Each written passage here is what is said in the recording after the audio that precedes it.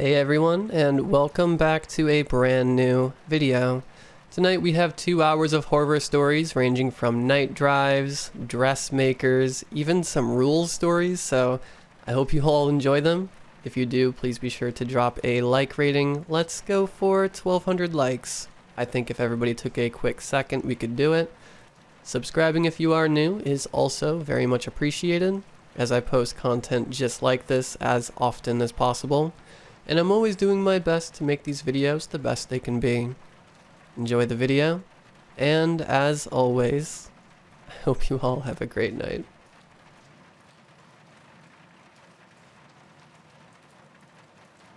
This happened in the summer of 2017. My girlfriend and I are from St. Catharines, Ontario, Canada. We both attended university there and decided to take a road trip through the United States to celebrate our graduation. Our destination was Miami, Florida. Her family owns a condo near the beach, so we had a free place to stay. We decided to drive instead of fly because we wanted to see a bit of the country on the way down and visit a few friends. The trip usually takes about 20 to 24 hours by car non-stop, and we were planning on making multiple stops. The first part of the road trip was a wonderful experience. We went shopping in Buffalo, then made our way down to Pittsburgh and managed to catch a Pirates game. However, once we hit West Virginia, things changed. It was nothing but endless wilderness and a few small towns sprinkled in between. We had plans to meet up with some friends for dinner in Charlotte, North Carolina, so we wanted to get through West Virginia ASAP. We only made stops when we absolutely had to. We ended up stopping for gas at a pretty remote spot. My girlfriend and I got out of the car. I started pumping gas and she went inside to use the washroom and pick up some snacks. My tank was about half full when I heard a voice behind me ask, "Y'all lost?" I looked behind me and saw a middle-aged white man with long, messy brown hair that reached down to his shoulders, and an unkempt beard with dashes of grays and what looked to be drops of dried up mucus. His clothes were torn up and dirty, and he smelled like a mixture of beer, sweat, pee, and feces. He was a little overweight, but pretty tall. I'm 6 foot, and he was about 4 inches taller than me. The teeth he still had left were a yellowish brown. On his right cheek, just under his eye, was a tattoo of some kind of pentagram. I'm pretty into YouTube videos about true crime and cults, so I was able to recognize what it was pretty quickly.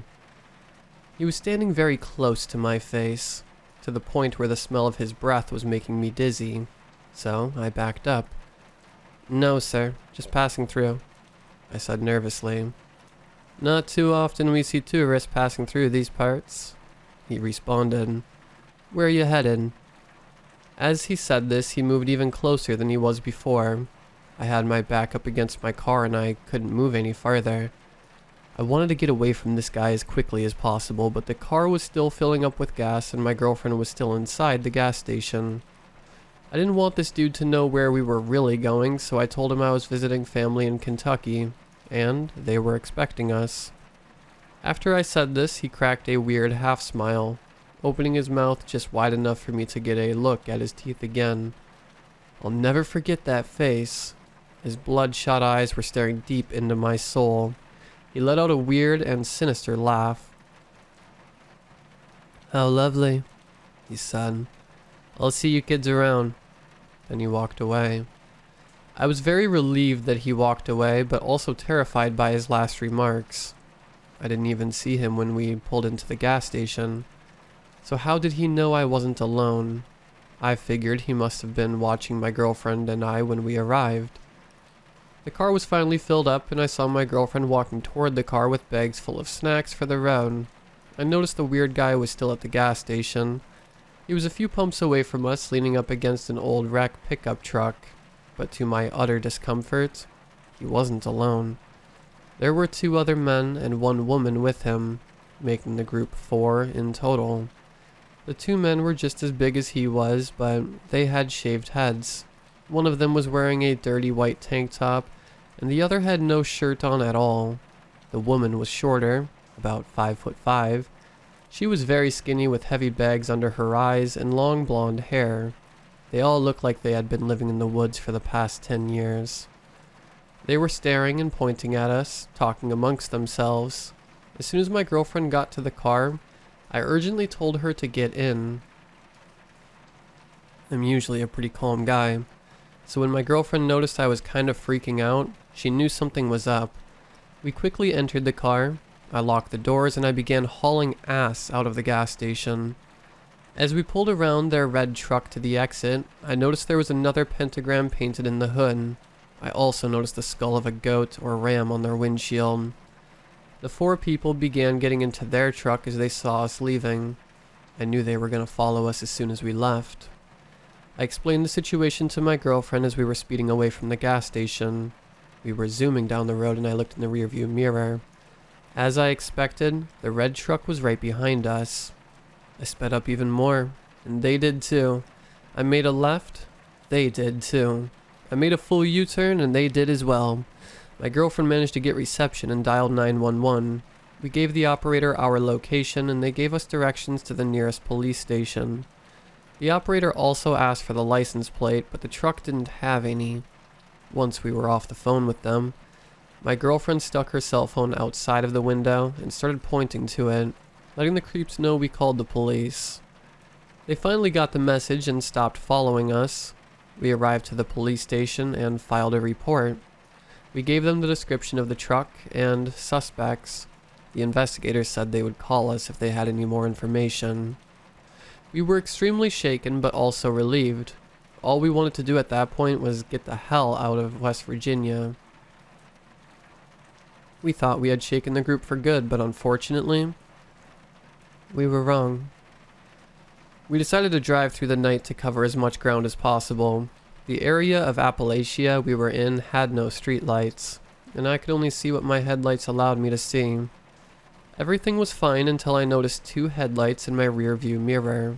At first, I didn't think anything of it, but I kept an eye on them. The headlights got closer and closer until they were tailgating us. To my complete shock and horror, it was the same red truck from the gas station. These people had somehow found us again, and were right behind us. "It's them," I yelled. My girlfriend began to freak out and dialed 911. I floored the gas pedal, not even knowing what was 10 meters in front of me. All we cared about was escaping. We got a mile up the road until my girlfriend yelled, "Watch out." There were 3 dead calves blocking the narrow road. I slammed on the brakes. The red truck was right behind us and we couldn't go forward. We knew we fell into a trap. All of a sudden, a naked man wearing a goat mask darted out from the woods and began hitting our car with what looked like a large axe. The naked man got on the hood of our car and started making sheep noises. My girlfriend was still on the phone with 911, but all she could do was scream. The people behind us got out of the red truck and began walking toward our car. 2 of them had rifles, and 1 of them had a large machete. I knew what I had to do. I put the car into reverse and floored it. The naked man fell off of our car. We smashed into the truck and I managed to knock it into a ditch. After the truck was out of the way, I pulled the fastest U-turn of my life and we got out of there. The people were yelling all kinds of obscenities at us as we drove away. I drove as fast as I could away from these people until we finally arrived in a town and filed another police report. My girlfriend and I were uninjured, thankfully, but we were extremely traumatized. The car was still drivable after that, so we were able to get out of West Virginia the next morning. This entire experience made my girlfriend and I scared to do any more road trips.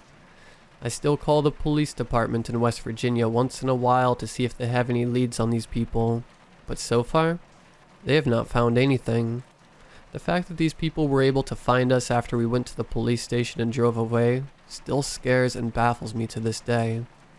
Who knows what kind of sick and twisted things this cult had planned if they managed to catch us. Stay safe out there, everyone.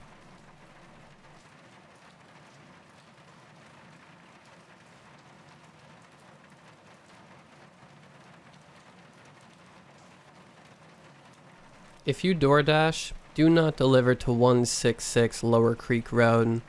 If you get that address, please cancel immediately. Ignore the high tip. It's not worth it. I haven't been door dashing long. I think it's been 2 months since I started, and now I'm writing this submission from the trunk of my car. Why am I writing this instead of calling the cops? Well, because I've already called 911, and the dispatcher laughed and hung up.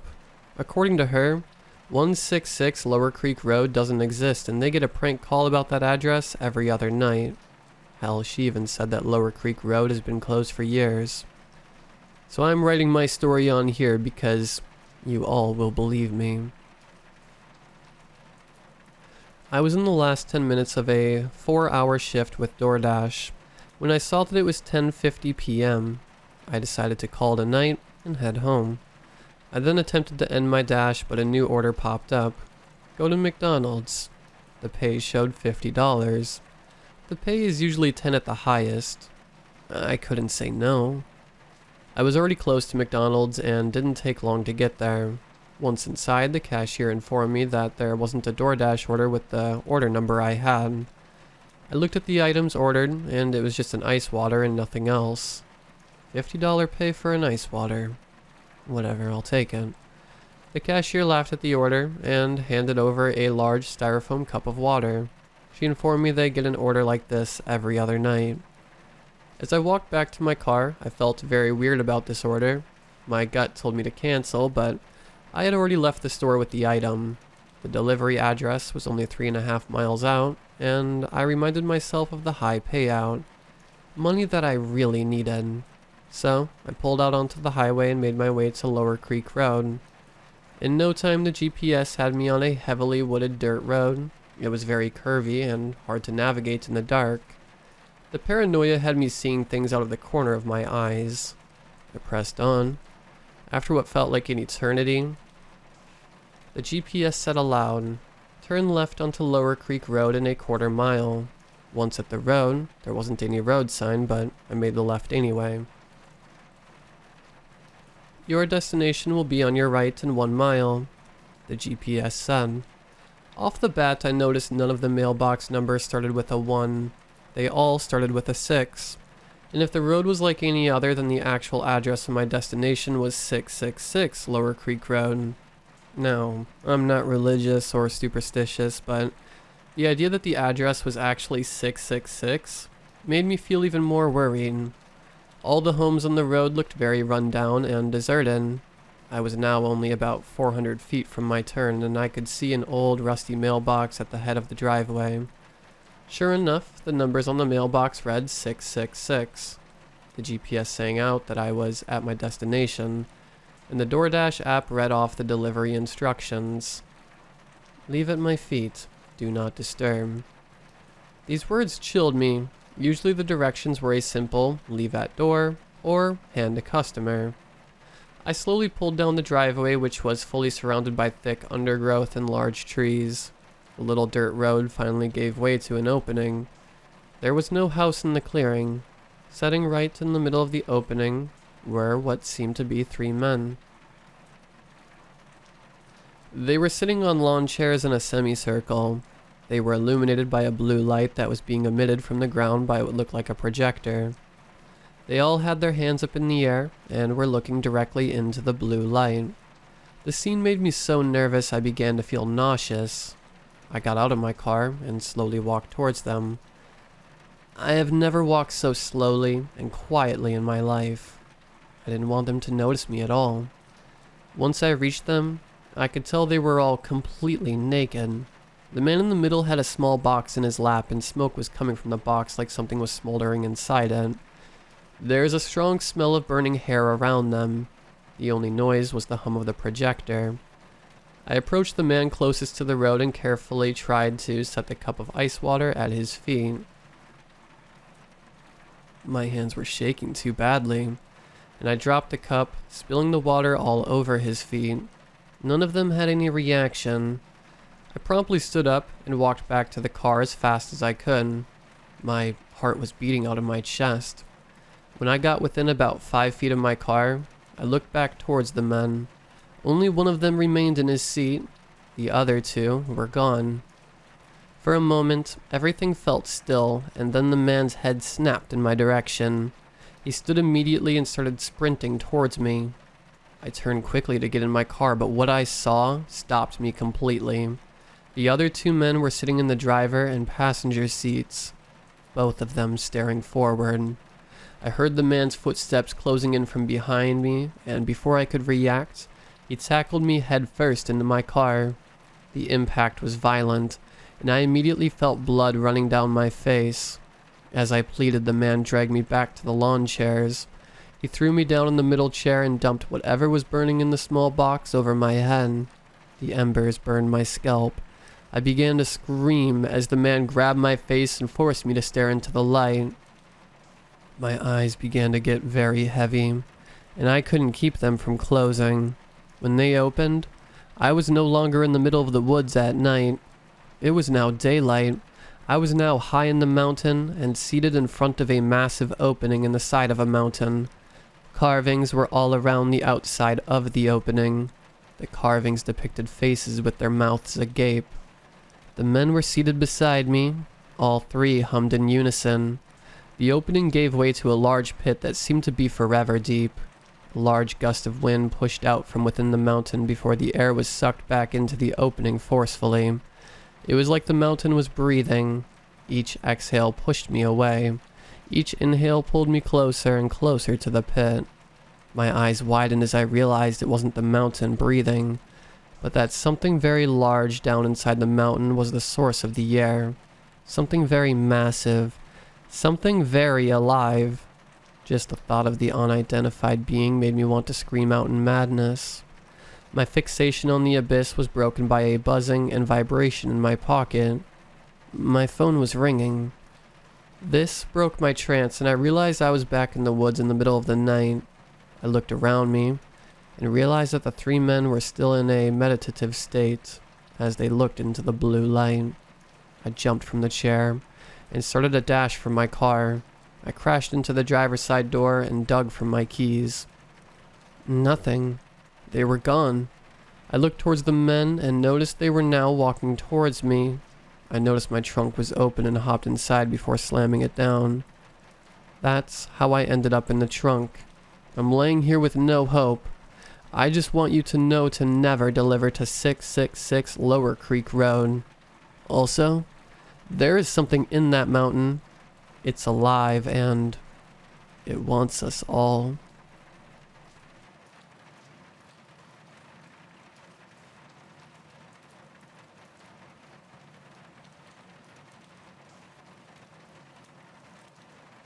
I don't have much time left. He'll return any moment. It's beyond me how I'm still conscious, let alone alive. Even the smallest movement causes indescribable, excruciating pain. However, I feel it necessary to push through this agony because everyone desperately needs to be warned of him. It's far too late to save myself.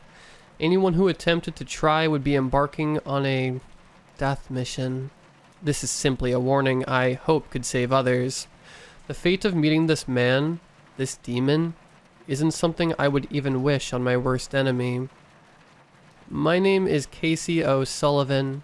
The events that lead to my predicament began a long, long time ago. My youngest days, actually. Maybe even before my birth. This fate had been determined for me. The more I think about it, yes, it was inevitable I'd meet my maker at the hands of Julius Dougherty. Hopefully this will make sense to you by the time you're done reading. I don't know if I'll be able to even finish telling my story before my imminent death. Forgive my rambling. I'm very foggy in the head. I've gotten ahead of myself. Let me get back to where I started. Ever since I was a little girl, I dreamed about my wedding day. In fact, I actually began planning it as a child, going so far as to have my gown picked out by the time I was 8. After seeing a photo of my great-great-grandmother on her wedding day, I knew I wanted a replica of the gown. As expected from a photo of 1890, it was rather low quality and unfortunately deteriorating. Every time I touched the image, another bit of ink seemed to fade or blur into nothingness. Despite this, I could still make out most of the details on the gorgeous dress. Given my determination to preserve the treasured image, I didn't look at it all too often. I had made a great effort to keep the grainy photo from further eroding. Sealing the photo airtight in a Ziploc bag, I'd tucked it into a labeled envelope and kept it locked in my nightstand drawer. Logan was my high school sweetheart. We've been together ever since he asked me to junior year prom. He's the first and only boyfriend I had. In fact, we'd been close friends since childhood, so much so that both our parents joked about us marrying when we grew up. It was a lovely day when Logan proposed to me. The location may not have seemed anything special to your average person, simply the gardens of our neighborhood park. However, for us, it was the park we'd played as children where we'd met nearly 2 decades ago. Logan sat me on the age swings that hung on the faded red set, the same swings that were nearly as old as we were. He'd gotten down on a knee in front of me and asked me to marry him. Right there in the wood chips, being the sentimental person I am, and how much thought he'd clearly put into the proposal, had me in tears of happiness. Of course, I said yes without hesitation. It was our engagement party when a tall, strawberry-haired, well-dressed man approached me. I felt like I knew him, but couldn't quite place the name to his face, which was obscured by a pair of mirrored sunglasses despite being indoors. The scar on his neck stood out though, and I racked my brain attempting to remember where I recognized him from. Clack, clack, clack. Interrupting my thoughts, and before I even could open my mouth, the man spoke quickly, but confidently in a hushed tone. I heard through the grapevine you wanted an authentic Victorian wedding dress. I know where you'll be able to get the perfect, handmade dress better than you could dream. I was sent by the owner to extend this offer. He says to consider it a personal invitation. He took my hand in his own, pressing a slip of paper into my palm before letting go. Taken aback by the unexpected and sudden encounter with the stranger, I wasn't sure how to immediately respond. For a moment, I just stared at him and blinked, then glanced down at the paper he'd given to me. On what appeared to be torn from a notebook page, the words Doherty's Dress Shop had been scrawled, accompanied by what I assumed was the address, along with the date and time. It was only a few blocks away from my apartment, yet initially, I couldn't recall ever seeing it. The man startled me as he suddenly spoke again. It's the Victorian-era styled boutique store, he told me, as if he'd read my thoughts. Hearing that from him was all it took for me to suddenly remember the place. Oh yes, I've always been curious to pop in there and have a look, actually. Unfortunately, the place has always either been closed or I was too in much of a hurry when it was open. The man smiled widely. Well, you'll definitely get the chance to do so. Simply show up on the time I wrote. The owner has it scheduled as a personal appointment for you. That night, I debated whether to go to the shop, ultimately deciding to. Despite the odd invitation, it easily could be explained. Likely one of my sisters or close girlfriends, all of whom would be bridesmaids, had gone to the shop to surprise me. Yes, that had to be it. Given how many times I remembered bringing up the place and my curiosity of it, as for the unnamed stranger who'd given me the invite, I gave up trying to remember where I recognized him, reason being he obviously was an employee of the shop he'd invited me to.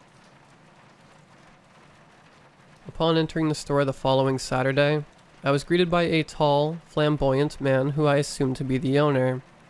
Clack, clack, clack. The heels of leather boots he wore clacked loudly, giving audio to his already striking appearance. Dressed in a button-down shirt with shiny gold and blue stripes, it had an oddly pleasing clash with the dark yet bright purplish hair that framed his face, which reminded me of a porcelain doll.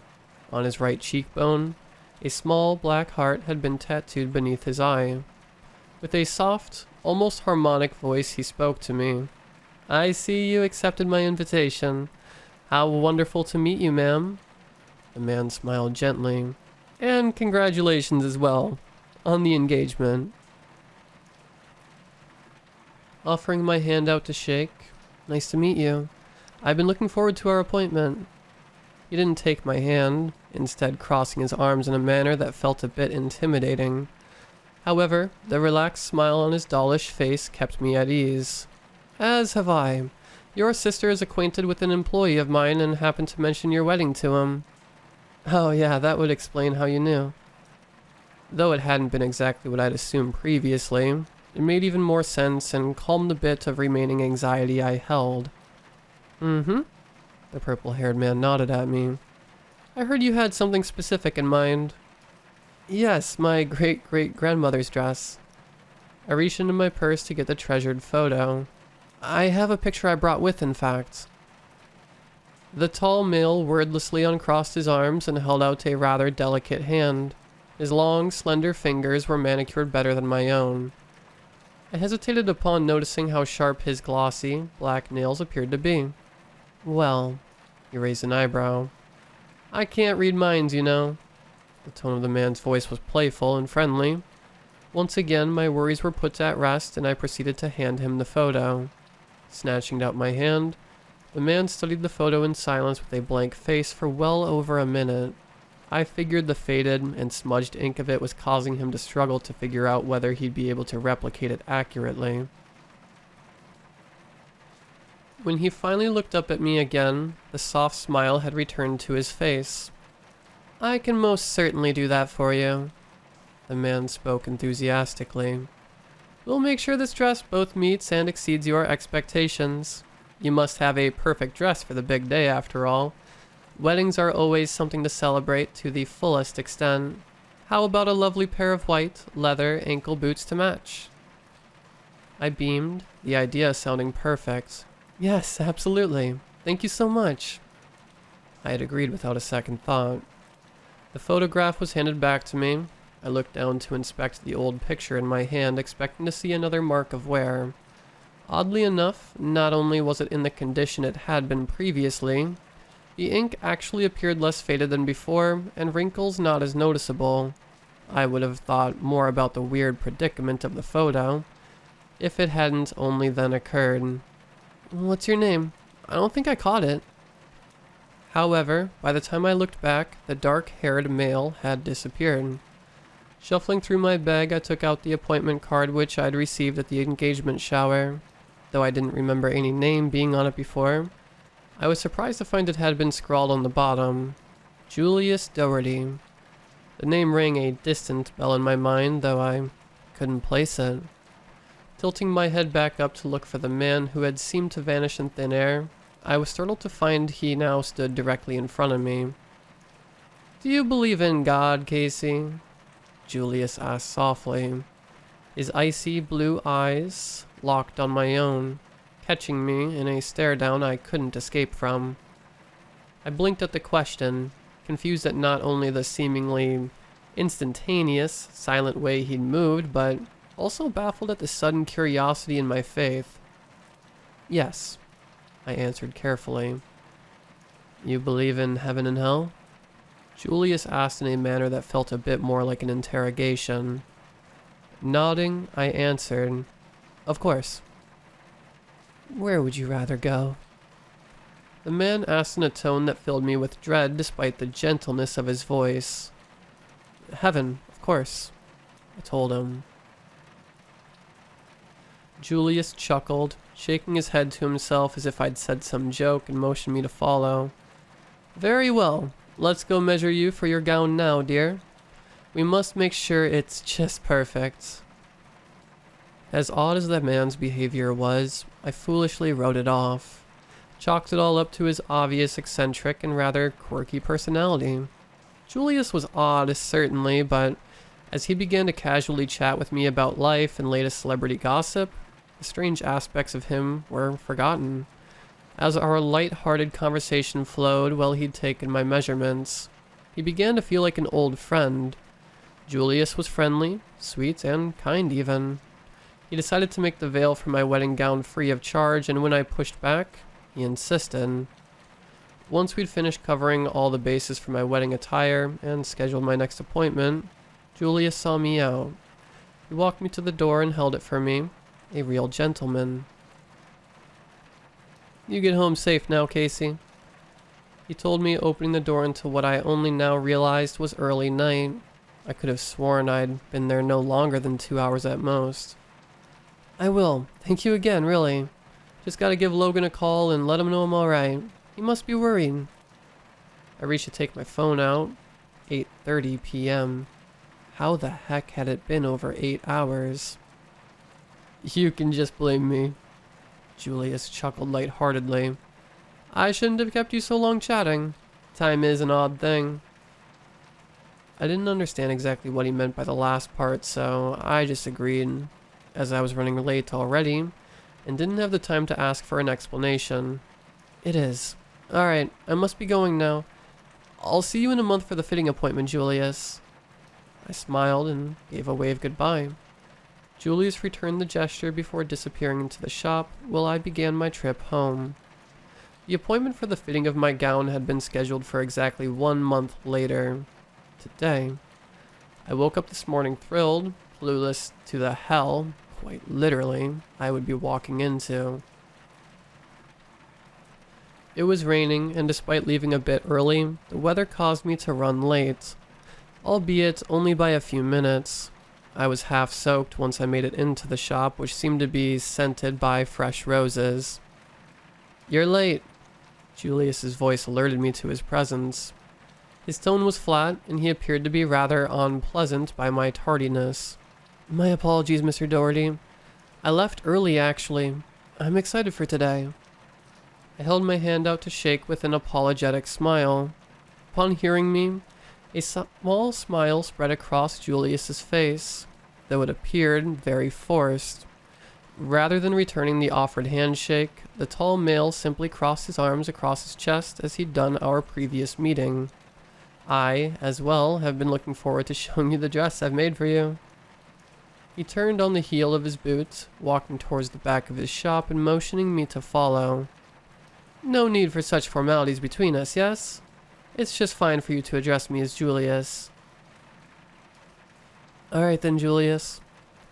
I agreed, following along, admiring the dresses and various accessories that the shop was packed with. Every customer of mine is special to me and means a great deal, he told me as he walked over to a curtain hung in a circle, obscuring whatever was behind it from view. You're a kind man. I chuckled. Oh, you're far too sweet, my dear. He laughed lightly. For some reason, his reaction made a pit of dread form in my stomach. However, I didn't have more than a second to register it. At the same moment, he whipped open the curtain to reveal the mannequin that modeled what would be my wedding wear. What immediately caught my attention was how lifelike the mannequin appeared to be. A woman, strikingly similar to Julius's own appearance, down to the doll-like face. However, her eyes were ocean blue instead of the near white, icy blue of the dressmakers. Do you like it? Julius's voice cut through my distraction. I looked at the gown finally, and was taken aback by just how perfect it was. The attention to detail was stunning. Each bead and sequin was placed flawlessly in a manner that could have only been done by hand. The dress successfully made me forget about the oddness of the mannequin that wore it. Yes. I nodded, blinking back tears of joy. I love it. It's perfection.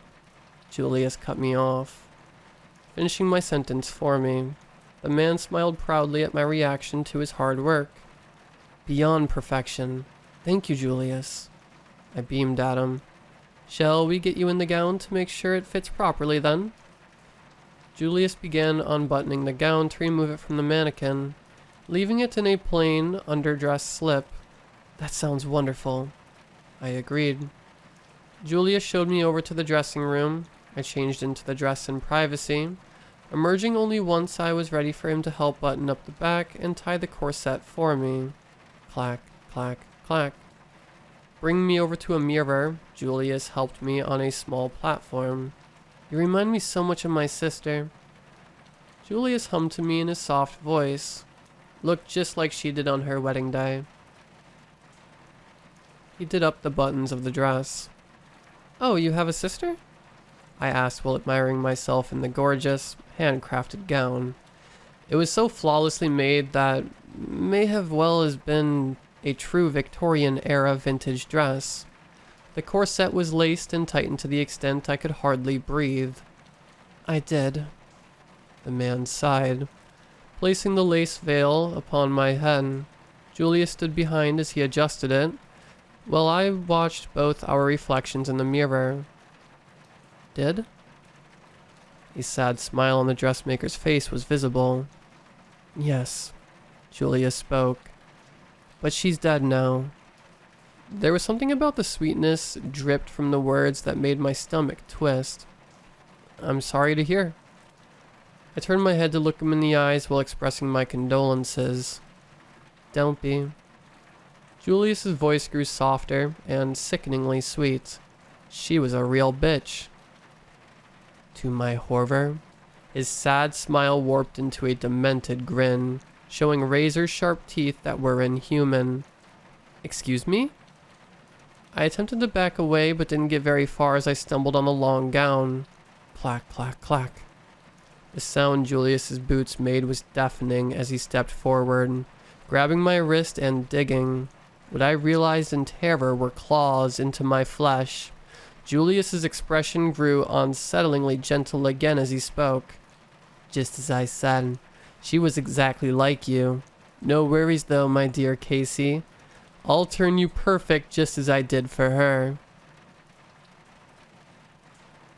The words made it click why the mannequin which had modeled my dress resembled the man, the demon in front of me.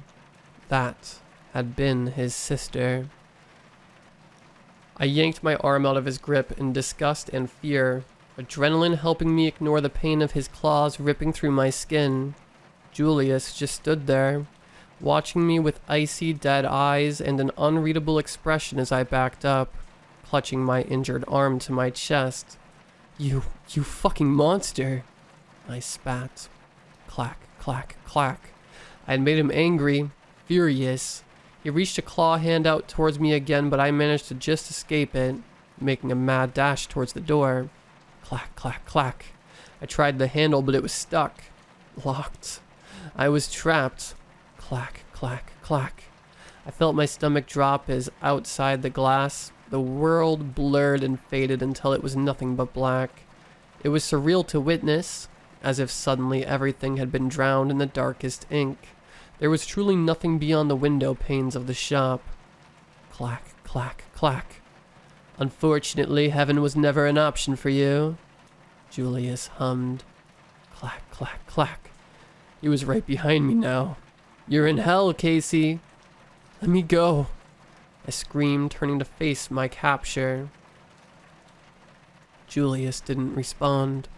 He simply raised a hand and struck me across the face with enough force I fell to the ground. Something heavy hit my head. There was a searing pain, and then my own vision faded to black just as the world outside the shop had. I awoke strapped down to the surgery table in the most severe pain of my life. The stench of blood was mixed with the overpowering sweet scent of rotting roses. Looking down at my body, I realized to my horror, I was missing multiple patches of skin. Though I was still dressed in the gown, the fabric had simply been removed along with my flesh beneath. The amount of anguish my body was in prevented me from being able to tell if I was dreaming or not. I was still groggily coming back to reality when I heard the unmistakable sound. Clack, clack, clack. The clacking of the dressmaker's heels alerted me to his presence. My vision was blurry from pain, but I could make out he carried a large pair of old, rusting, and dulled but jagged scissors. The blood covering him confirmed that he indeed had skinned me. Clack, clack, clack. Julius leaned over me while threading a long needle. He almost was singing as he softly spoke. Pain is perfection, and you'll be perfect forever. Here with me in hell. I wrongfully interpreted this as him possibly wanting company. A friend. I'll stay. Be your friend even. Just don't kill me like this, please, I begged. We can forget about all this and just chat and gossip and... Suddenly enraged, Julius cut me off with a smack across the face, snapping loudly. What in the damn world would make you think I want your friendship, you worthless slut? You'll be perfect company for me, once you're dead and cannot speak. Shocked and in even more pain, I didn't have a chance to respond, as he instantly switched back to a calm and relaxed demeanor. Why are you doing this? I finally managed to ask between tortured screams. Oh, I'm simply making you your wedding dress, my dear. Julius's voice dripped with sickening sweetness. The gentle smile on his lips contrasted with the pure maliciousness in his cold, dead eyes was enough to make bile rise in my throat. I forced down a gag, choking out. What? Skin is such a lovely fabric. Julius hummed the words with a content sigh, stepping next to the stepping shift surgery table I was tied to. The man stared at me silently for a good minute before slowly lifting his hand which held the scissors into the air. As if to put it on display, he used his index finger and thumb to hold up the large, worn scissors. He smiled for a brief moment before his expression changed into one of focus with pure evil intentions. Without waiting another second, the demon took the scissors to my skin, cutting in effortlessly. He seemed deaf screams of pain, like he'd tuned me out while going about his slow, torturous work. I thought I was going to pass out from the pain as the old, razor-sharp scissors unceremoniously tore into my flesh repeatedly. My vision blackened again and everything spun. For a brief moment, I thought I'd be spared from any further agony before my death. Then, just as my eyes drifted shut and everything faded, I heard his voice. Oh, Casey, wakey, wakey. Followed by a painful jab of a large needle into my arm. A sudden searing pain shot into my body, followed by an intense wave of energy and euphoria. I looked over, becoming even more disturbed upon realizing his actions. It was a large syringe that he'd stabbed into my arm, obviously to inject some sort of drug into me. We can't let our bride fall asleep on her special day. Julius sneered in the most gut-wrenching, sugar-sweet voice. The fuck is wrong with you, demon?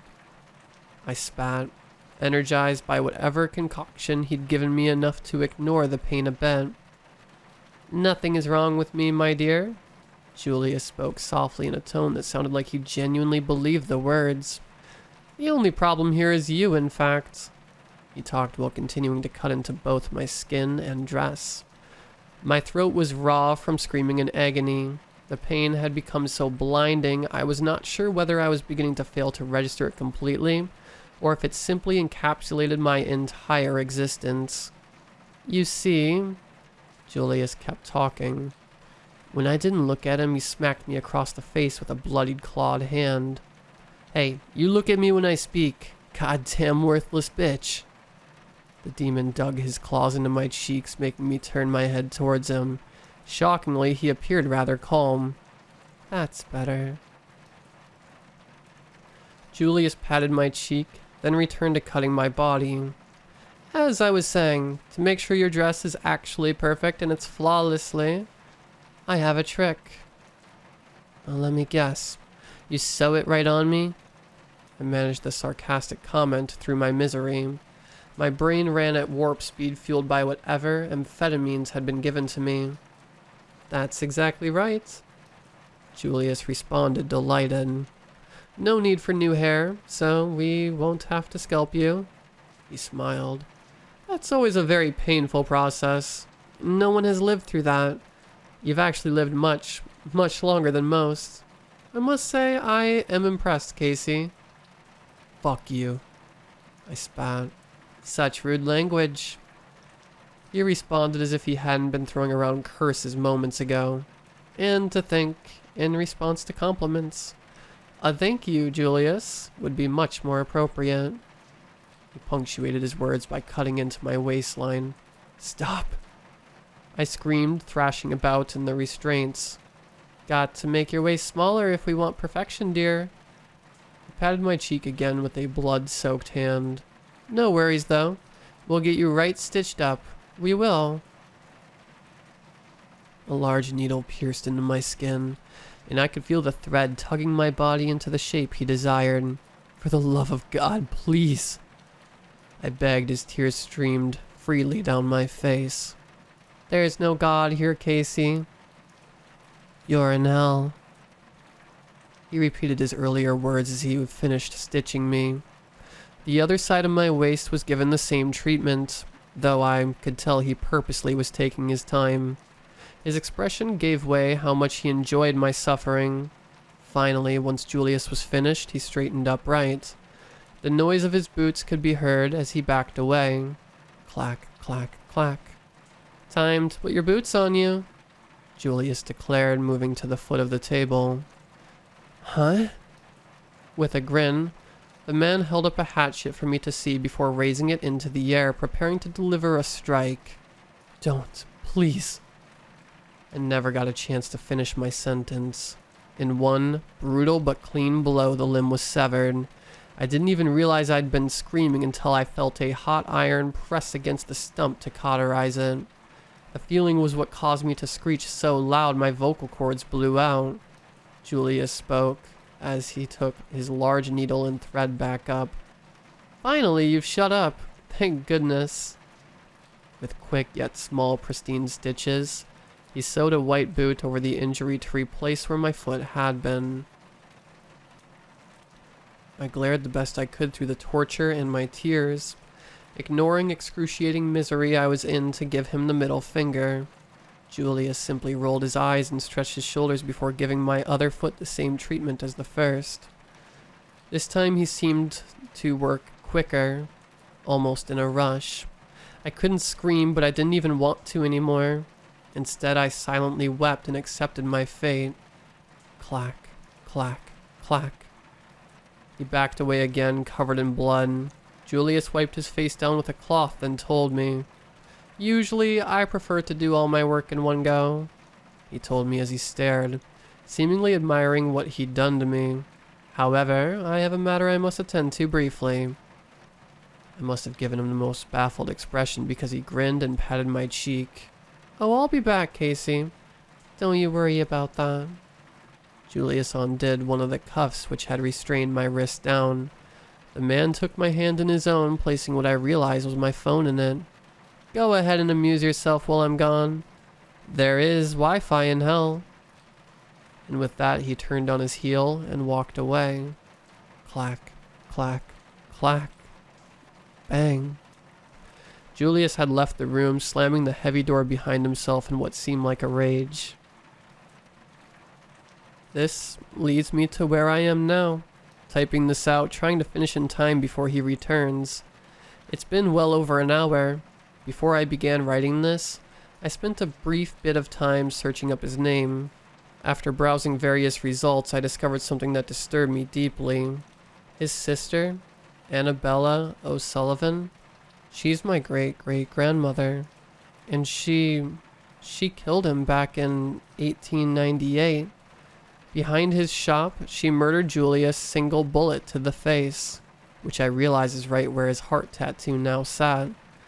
It was only a few weeks later Annabella disappeared under mysterious circumstances along with her husband, my great-great-grandfather. Their children had been left orphaned, which explains why I'm here today. What led her to kill remains a mystery to me. Maybe he'd hurt her, or maybe, just maybe, could she have done something that warranted her to meet the same ending which I soon will? These questions will never be something I'll find the answer to. I don't have much time left. Once Julius returns, it's inevitable my death will come swiftly. I'm already bleeding out. My vision is turning hazy and I'm beginning to no longer be able to think straight. I'm no longer afraid. Telling my story has come to set me at ease with my fate.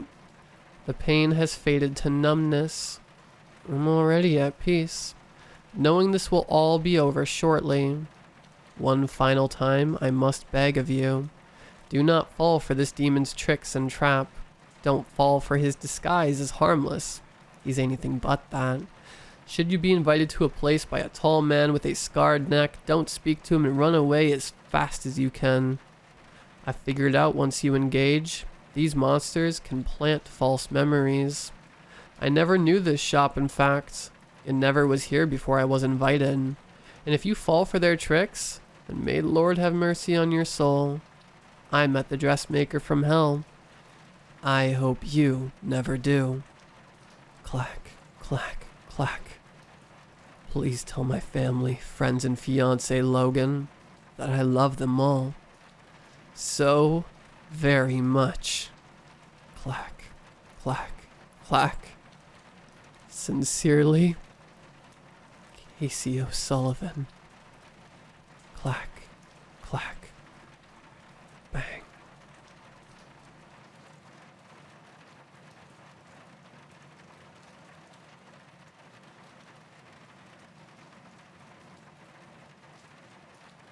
If you've been following the news lately, I'm sure you've heard by now that feed mills all across the United States have been exploding or catching fire recently. This phenomena is relatively uncommon. As a former feed mill worker, they explain all the risks when we are being trained in how to effectively prevent fires in the workplace. Considering the potential danger of large-scale explosions and fires that feed dust poses, one of the most recent reports of an explosion has been inaccurate. For my own safety and the sake of anonymity, I won't tell you which location it is, but I will tell you what happened at the feed mill I worked at until recently. As many people in the food industry will tell you, wherever there is any kind of food being processed or worked with, rats and mice are a commonplace issue. It's no different in feed mills, and we have to work tirelessly to combat infestations and root them out as quickly as possible. It doesn't necessarily always work. You could find rats almost anywhere you looked hard enough in the feed mill, scurrying along the ground trying to get inside of the walls, on top of light fixtures, in the ceiling, anywhere really. But while my coworkers had a mindset of killing the rats, I had a mindset of preservation and relocation. I don't enjoy taking life of any kind. It's ironic considering my love for eating meat, but something about taking the life myself, without actual cause for survival, it doesn't sit right with me. And rats are known to be intelligent, extremely so, more than you possibly know actually. So taking their lives felt like even more of a sin to me. So that's what I began to do. Instead of killing rats or letting them go, I began to catch any I could. Slippery little bastards didn't want to be caught, but I managed to catch at least 10 or so a week by being kind. I'd offer them a little food, lead them onto my hand, and gently cup them to prevent them from jumping out and possibly hurting themselves. Then all I had to do was take them outside and let them run off on their own. I know they were probably safer from predators in the feed mill, in that by putting them outside I exposed them to more risk. But they had a better chance of survival outside than in the mill, where we often had exterminators and fumigators come by. They started taking notice of my kindness though. It was kind of strange at first. I'd notice one or two rats staring at me curiously from afar, and they'd inch closer to me. I'd offer them some leftover feed to eat, considering that's all they really wanted, and usually they would just scurry off back to their hiding place. If they were small enough, I'd attempt to relocate them, and if they were too big, I would simply let them go. And they got to be enormous inside the mill. 3 or 4 feet long wasn't uncommon at all. I started to notice them hanging around me more and more since the machine I worked on required me to be in the same place for many hours a day. The rats would congregate on the light fixtures above my head and on the lips of the trusses of the ceiling.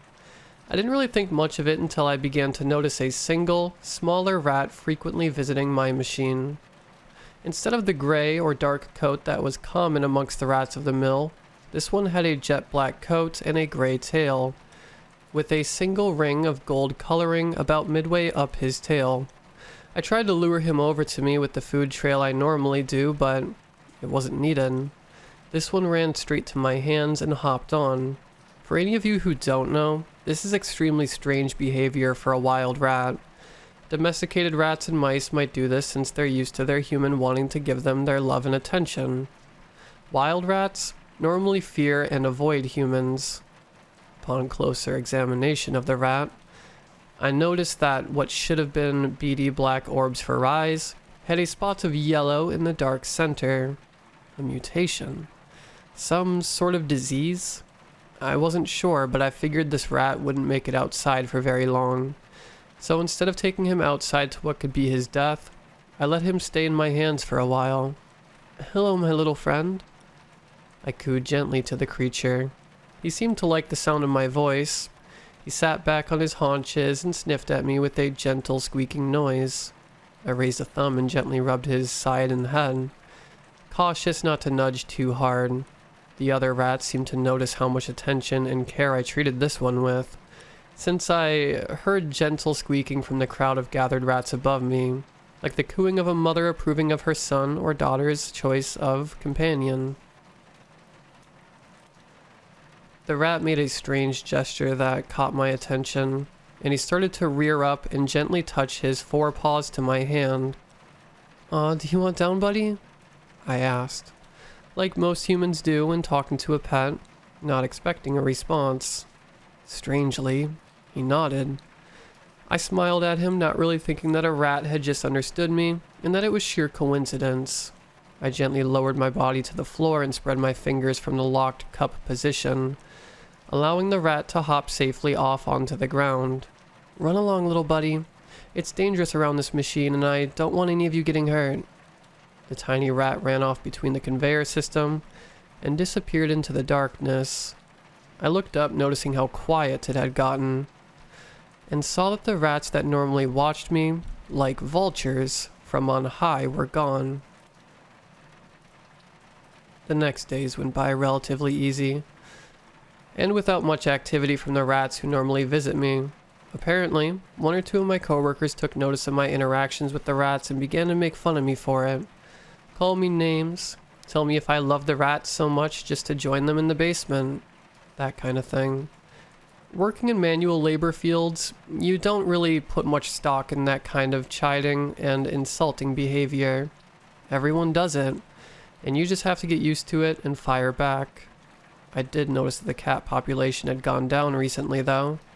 On top of the rats that had swarmed the mill, there was also a population of cats that called the mill home. Mostly feeding on the rats, I imagine. They kept mostly to themselves, and despite being former outdoor house cats, presumably, they were skittish, not wanting to be seen or interact with humans. Although, I guess I can understand since most of the people in the mill wanted to either kill them or capture them violently. One day after I began my shift, I was informed of a tragic turn of events. Almost all of the cats that had documented sightings in the mill had been viciously slaughtered. Not by human means either. According to the person who found the scene, it was like a slaughterhouse of cats. Bits of them everywhere with holes the size of bullets in them, but more jagged and fang-like. Poor things. Bite marks the size of bullet hole entry wounds? Even stranger activity began when I went to the 4th floor one day to check the storage bin that fed my machine. I went into the stuffy room full of feed dust and mold inhibitor to check my bin. As first shift rarely, if ever, filled it for me, and I needed to see how much, if any, feed I had to make product with, but I saw two of the bigger rats inside the room where my bin was. I saw them with a smaller rat, apparently intimidating the rat towards the edge of the bin. What kind of transgression occurred?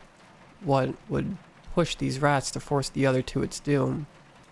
I ran over quickly and shouted, "Hey, stop that!" I closed the distance between us and stood over the rats, concerned over the cowering rat between the two large ones and the lip of the bin. I bent over and scooped the cowering rat into my hands and backed out of the room. I could see the two larger ones looking at me with something that almost seemed to be satisfaction. If they had a human face, it felt like you could see that smirk of satisfaction on that face. They looked at one another and then began to bound away. I took the smaller rat to the 1st floor with me. a little unsettled by the interaction between the rats and their interaction with me. Had I imagined that feeling? Had I imagined the satisfied chirping between the two? I didn't know at the time and simply decided to release the rat on the first floor, not wanting to expose this rat to more danger than it was apparently already in. "Go on, little buddy. Don't let them get you down." The rat squeaked at me and ran off. I began to feel more and more as I interacted with these creatures that, even if they didn't understand English, they understood my meaning well enough. A few weeks went by with nothing really out of the ordinary happening, except for the fact that I hadn't seen the little black rat with the gold ring tail. After our first interaction, he frequented my machine for a couple of weeks, and I'd gotten to know his likes and patterns, almost what he wanted to do or if he wanted food at a glance. I cared for that little rat, and the other rats seemed to do the same. But after the interaction with the rat on the 4th floor, I didn't see my little friend for a while. I started to notice the rats were getting larger. The ones who frequented my machine, well, I thought they were at their maximum size considering how humongous a 3 or 4 foot long rat is. That wasn't the case, as I noticed they were putting on more bulk and getting larger in both height and length. I thought surely they couldn't get much bigger than what they were already at this point. I was wrong. Shortly after resigning to not seeing my little friend again, I was called by management to perform a task for them in the basement, alone. A simple thing, just go down there and check the pipes and breakers down there. We're having a few malfunctions with water and electric surges today, and we don't know why. Maintenance is busy fixing the shorts caused by here up by the surges, and since there are only 2 of them and your machine is down, you'll go down there and check it for us. I hated the idea of going down into the basement. Despite my relationship with the rats, I still didn't exactly like the idea of having them in the shadows stalking me, or being able to get on my body without my notice. Orders were orders though, and if I wanted to keep my job, I guess I just had to follow them. So I walked into the small man elevator and descended into the darkness. I was immediately assaulted with a miasma of stench when I walked through the door into the basement. Something like a mix of cat excrement, decaying flesh, blood, and rotting animal feed. I pulled my shirt up a little so that the lip of it covered my nose and pushed forward towards the area where the breakers were. They were down a long hallway with a few different diverging paths, but signage informed me of my path. I was forced to a halt on my path, though stopped by a horrifying sight. Rats, the largest I've ever seen in that facility, swarmed the ground, walls, and ceiling on the path to the breakers. They had to be almost man-sized in length, if not a little more. They were using their almost chef's knife-sized incisors to bite their way through piping and wires on the ceiling, and the ones on the ground were eating the remains of the rats who'd fallen victim to exterminator poison and fumigation, and the remains of some of the cats they'd dragged back down here. I gasped and dry heaved at both the sight and stench of it all. And the rats almost all collectively stopped and turned to look at me. Their beady eyes glinted in the low light, but they seemed to recognize me. One of the larger ones approached me and halted in front of me. I instinctively took a step back, but he walked forward, slowly, gently grabbing hold of my pant leg and sinking its claws in, like it was trying to communicate that it wanted me to stay. Instead of kicking the rat off and running, I bent down to him, and he reared up his haunches, and we were now face to face. He pointed one of his paws down a diverging hallway as if pointing me in a direction they wanted me to go. With an army of rats in front of me, and skittering claws clacking all around me, I didn't have much of a choice. I followed orders. As I approached the dead end of this hallway, I noticed a shape moving, a gargantuan shape. It was the height of a man, but animalistic in nature. It was getting up from a lying down position, and it turned its head towards me to open its eyes and see me. I saw the eyes of pure gold, with orange streaks staring at me intensely. I remembered a rat that had almost golden eyes, It was the tiny black rat, no longer tiny, now the apex, the king of rats. Little friend. I heard a voice like the rasping of the wind through the leaves of an autumn eve, combined with the rattling of clashing machinery, say to me. I had to lean against the wall as the massive creature stepped into the low light from its dark recess. I was terrified and dry-heaving from fright and disgust. Unsure of what to do, I tried to gather myself and turned towards the king of the rats. "Hey, little buddy," I said with a shaking voice. "You've grown up, haven't you?" The king stood silently in front of me for a moment, and he nuzzled my body, almost knocking me to the ground. But I could tell from the force that he didn't intend to do that. He wanted to show affection. "Leave this place," he rasped at me. "Run as fast and far as you can. This will only be rubble and dust soon." It hit me. The reason the rats were chewing through the wires and pipes, it was to cause a spark, to cause a dust explosion. I gave the king a pat on the head. "What about you, little buddy? You want to cause an explosion and fire? You'll die." The king simply snorted and tilted his head back slightly, making a noise that was somewhat of a mockery of a laugh. "Go, little friend. Be gone." He shoved me with his head and made a rumbling, hissing noise. I followed orders. I ran. I ran as fast and hard as my legs could take me, pumping them to the limit before reaching the elevator.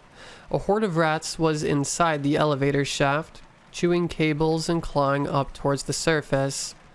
I hit the up button and the elevator crawled upwards towards the first floor.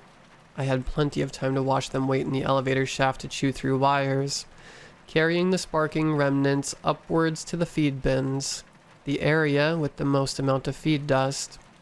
I sprinted out of the elevator as soon as it locked itself on the first floor, and I heard a loud snap and a distorted whirring noise, along with the elevator crashing downwards. They'd chewed through the cable, just moments after I made my escape. A swarm of rats poured from the elevator shaft behind me and surged forward into the mill proper. Some, the smaller and weaker, running to escape. Others swarmed to fire hazards and some of the workers there. I ran as fast as my legs could take me to the office and slammed my hand on the fire alarm, picking up the intercom phone right next to it. "Everyone drop what you're doing and evacuate the facility. There are multiple fires in the building in especially high-risk areas." I slammed the phone back on its hook and noticed multiple workers running to evacuate. If not from the fire and the announcement, then damn sure from the rats. Many of them had serious wounds from the horde of rats clawing and biting almost 2-inch holes in various parts of their bodies. Protocol be damned at this point. We all ran for our vehicles and tried to get as far away as possible before the whole facility went up in flames. Or worse, exploded with the force of God knows how many tons of dynamite.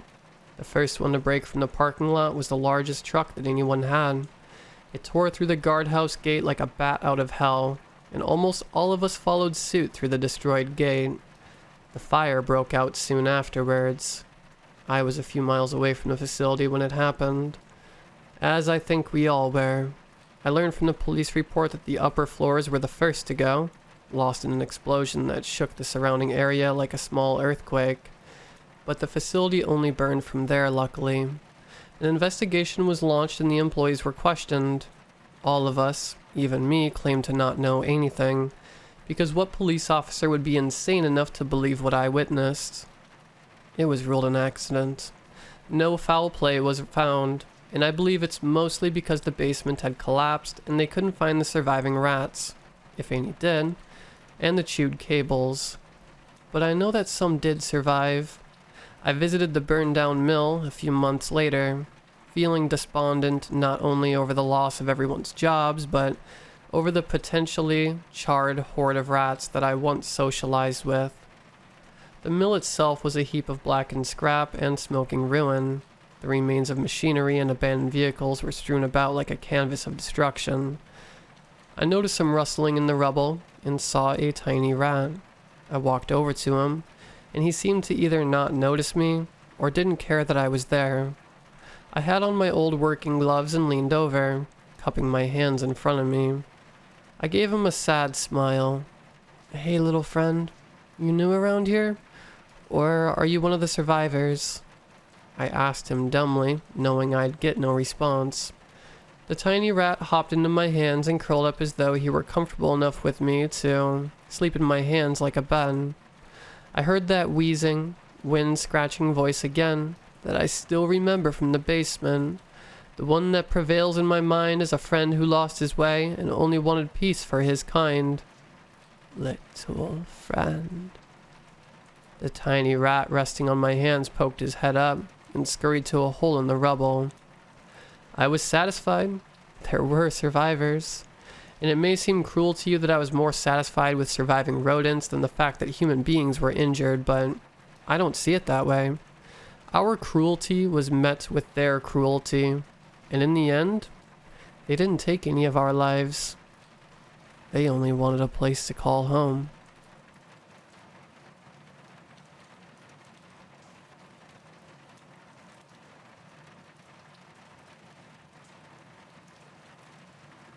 I bought an EMF reader and a blacklight.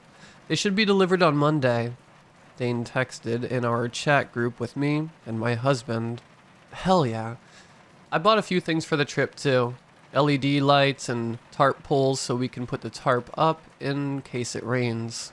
I reply, "What time will you get off work Tuesday? I feel like it'll be around 5 for me. Hopefully still enough time to get there before it gets dark." "I only work a few hours that day. I plan on packing the rest of my stuff when I get back home." Dane sent. "I think I can get off work early too. We need to pack the cooler." Zach sent. "Sweet, I'm excited. The campgrounds look cool as shit." I text back. A few weeks ago, my best friend Dane sent me a link to a supposedly haunted campground that was only a couple hours from our house. We hadn't been camping with Dan in a long while, and I knew how much he wanted to go again. I reserved the campsite only a week after he sent it, and solidified plans at work for all of us to be off at the same time. It's difficult for us all to be off work at the same time due to us all working at the same hotel. Dane and I really bonded over our love for horror a couple of years ago. We watch horror movies and play horror-based games on a regular basis. We dragged my husband to a haunted cemetery in 2020. My husband isn't the biggest fan of horror, but he loves camping, so he was on board for the trip to the campground. I don't actually believe in ghosts, but I love the adrenaline rush of being in a spooky area. My husband, Zach, 100% believes in ghosts. His mom used to take him to haunted places when he was young. He swears he's seen ghosts on multiple occasions. We didn't see anything in the cemetery, and I didn't think we'd see anything this time either. The campground is on the coast of Washington, about 2 hours away from Seattle. It's an old fort used back in the early 20th century located in a state park. Our plan was to leave right after I got off work and head up with our dog, Shiloh, to a 2-day camping trip. I got off work later than I expected due to how busy the hotel was, so it was almost dark when we arrived at the campsite. We got the tent up in the minimal light and in record time. While I was airing up our mattresses, Zach started on making a fire. Dane surprised us by saying he brought magic fire packets. When we all settled by the fire, he whipped out a packet and threw it on the fire. The flames turned from yellow and orange to purple and blue. We drank our beers and watched the fire, throwing more packets on when the flames went back to their normal colors. We drank and laughed until after midnight. We were drunk by the time we headed to the tent to sleep. Zach and I were on the air mattress with Shiloh, and Dane was on his own. We were still goofing off in the tent when we heard a commotion outside. Zach was almost asleep, but Dane and I got really quiet. Shiloh started growling. We had left a tarp on the table and it sounded like something was moving it. We heard crunching and movement on the tarp. Shiloh's growls turned into low barks. I found out that drunk me was the stupid one in the movies that just charges out in dangerous situations. I unzipped the tent and ran towards the table. I couldn't see anything. The LED lights I had brought didn't illuminate much. I walked over to the table and saw chips everywhere. Oh my god, Zach, you left your chips out. It looks like raccoons got into them. The bag is even gone. I started laughing. I took my phone out and took pictures of the mess the raccoons had made to show Zach and Dane in the morning. I went back to the tent and zipped it back up. I could still hear crunching as I fell asleep. The next morning, we all got up around 10 a.m. I looked at where the chips were, and there was zero evidence the chip massacre had even happened. Not even a single crumb was left. That was a very skilled raccoon. It left absolutely nothing behind, I said. If it wasn't for my picture, you wouldn't even know anything had happened. It's like they were waiting behind the trees for us to go to sleep. Zach laughed. Sneaky bastards. Dane and I went to the store that was a few miles away to get food for us, while Zach stayed with Shiloh. We got more beer, stuff to make lunch and breakfast for the next day, and things for our hike to the fort. We were drinking again by 11 a.m. with our lunch. After we finished our sandwiches, we started packing a backpack with things we need for the hike. Dane put in his EMF reader and blacklight. We packed a few beers and some water for us and Shiloh. I threw in her small bowl also. Dane had been studying the map of the park during the drive and knew it well enough that he could point us in the correct direction with ease. The fort was about a mile from our site, mostly uphill at first. We took turns on holding the backpack, hid our beers from other hikers, and threw our empties in the bag. We got to the fort about a half hour into the walk. Dane ran forward ahead of us and disappeared up some steps. Zach had Shiloh and stopped for her to pee. I walked to the spot where Dane went and couldn't find him. It was a stone platform with walls. There was one disconnected short wall, about waist height, a few feet long. I yelled for Dane, but he didn't respond. I moved forward to see if he was maybe hiding behind the wall to scare me. When I went around the wall, I found stairs down. It was very dark, so I couldn't see anything past the last few steps. I hear chuckling and Dane comes up around the corner at the bottom of the steps. I got you, he yelled. I roll my eyes and follow him back down the stairs to a long, dark hallway. This is so cool, I say. I got my phone out and started recording. He must have taken the EMF reader out of the bag earlier because he pulls it from his pocket and turns it on. We move forward and see there are doors on the right side of the hallway. The doors are metal and very rusted. Hopefully we've all had a tetanus shot recently, I say. Dane goes into the first room, carefully avoiding the door, and I follow with my phone video recording. Kurt was here is written in black graffiti on the wall to our right. The rest of the walls are covered in dirt and grime. Dane says loudly, "Are there any ghosts in here with us?" while waving the EMF reader around. We didn't hear any response. We moved towards the next room, which is a tighter squeeze through the door. "You first," I say. He doesn't move, so I say, "Okay, I'll go first." And I go through the narrow doors to find more graffiti and dirt. We hear Shiloh's nails on the ground down the hallway. "Zach, we're over here." We both go back through the door and see Zach at the entrance with Shiloh. "This is creepy," Zach yells back. I see he pulls the backpack around and pulls out the blacklight. The illumination from the light is powerful. We follow Zach back into the first room and see more graffiti that the black light picks up. We move back down the hallway with Dane randomly saying, "Are there any ghosts in here?" with no result from the EMF reader.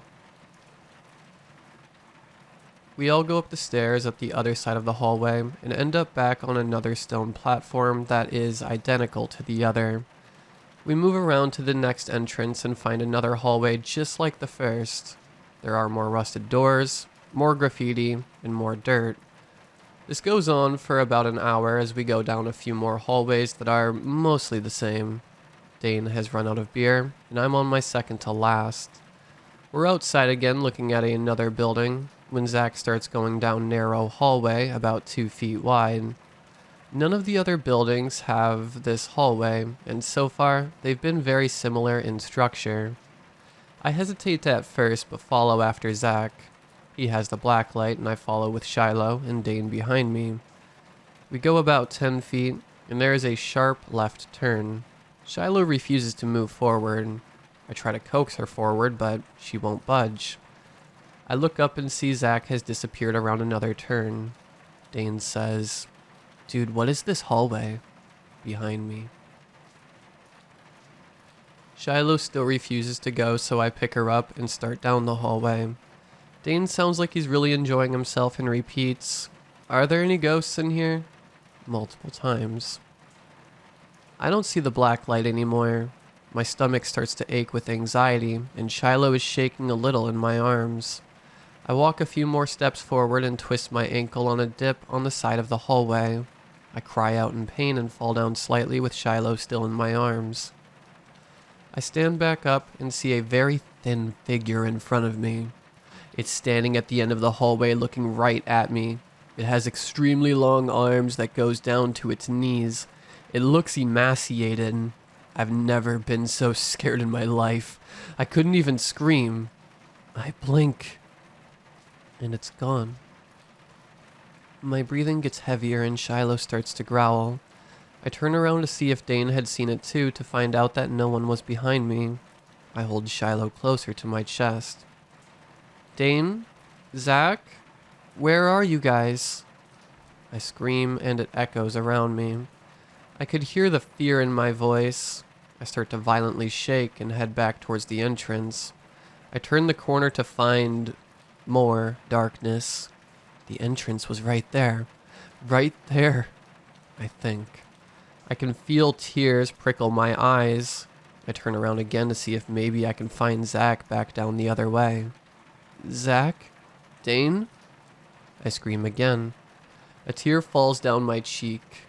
I move towards the hallway. I had seen the creature due to not knowing what could be down the other way. The hallway that shouldn't exist, I think to myself. I whisper Zach's name this time. I move closer and closer to the corner.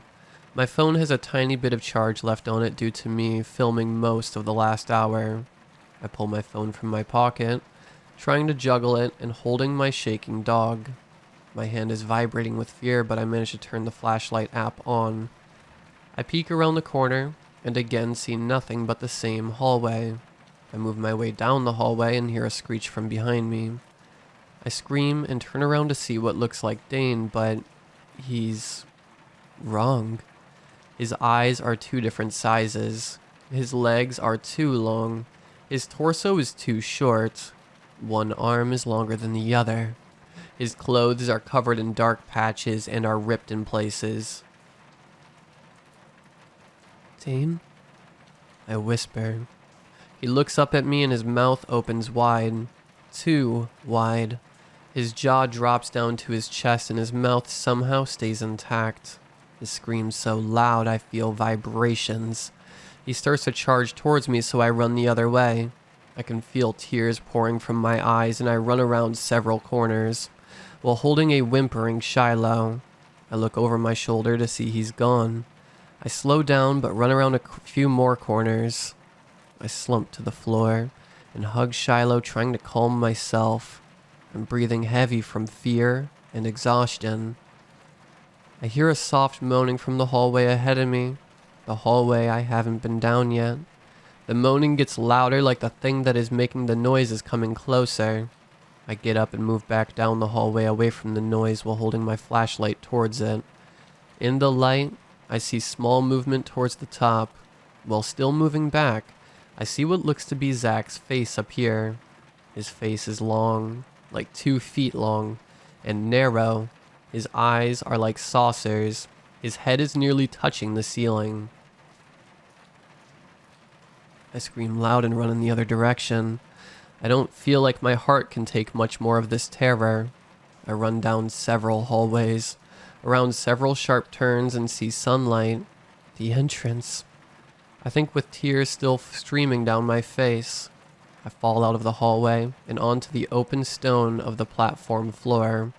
It must have been raining a while because the ground is wet. I stand up and put Shiloh on the ground. I still hear an echoing moaning from inside the hallway, so I run. I run until I see two hikers and yell at them to call the police. They try, but they don't have cell reception. My phone is dead. The couple escorted me back to my campsite and called the police as soon as they got service. The police didn't believe my story. Of course they didn't. They said I'd been drunk and hallucinated the whole thing. They filed a missing person report for both Zach and Dane. It's been 2 months since that trip. I've lost my 2 best friends. I've tried to cope with all of this, but it's hard. I see a therapist once a week. I've been struggling at work, but thankfully the company has given me leniency due to my loss. I don't know how much longer they'll allow this, though. I never want to go camping again. I never want to go into national parks again. I never want to go anywhere remotely haunted again.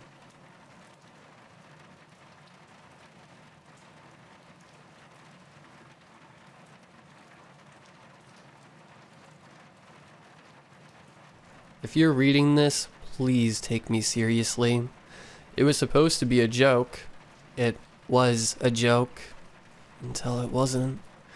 Jesse invited me over to his house. Nothing big. We've been best friends since diapers. Of course I said yes.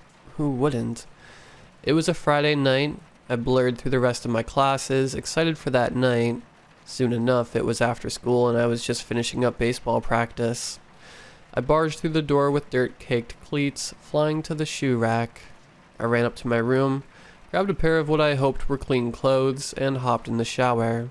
I whistled a tune to help the time go faster and wash up cleanly. Soon after the shower was done, I heard the racket of my dad coming home. It was the same every time.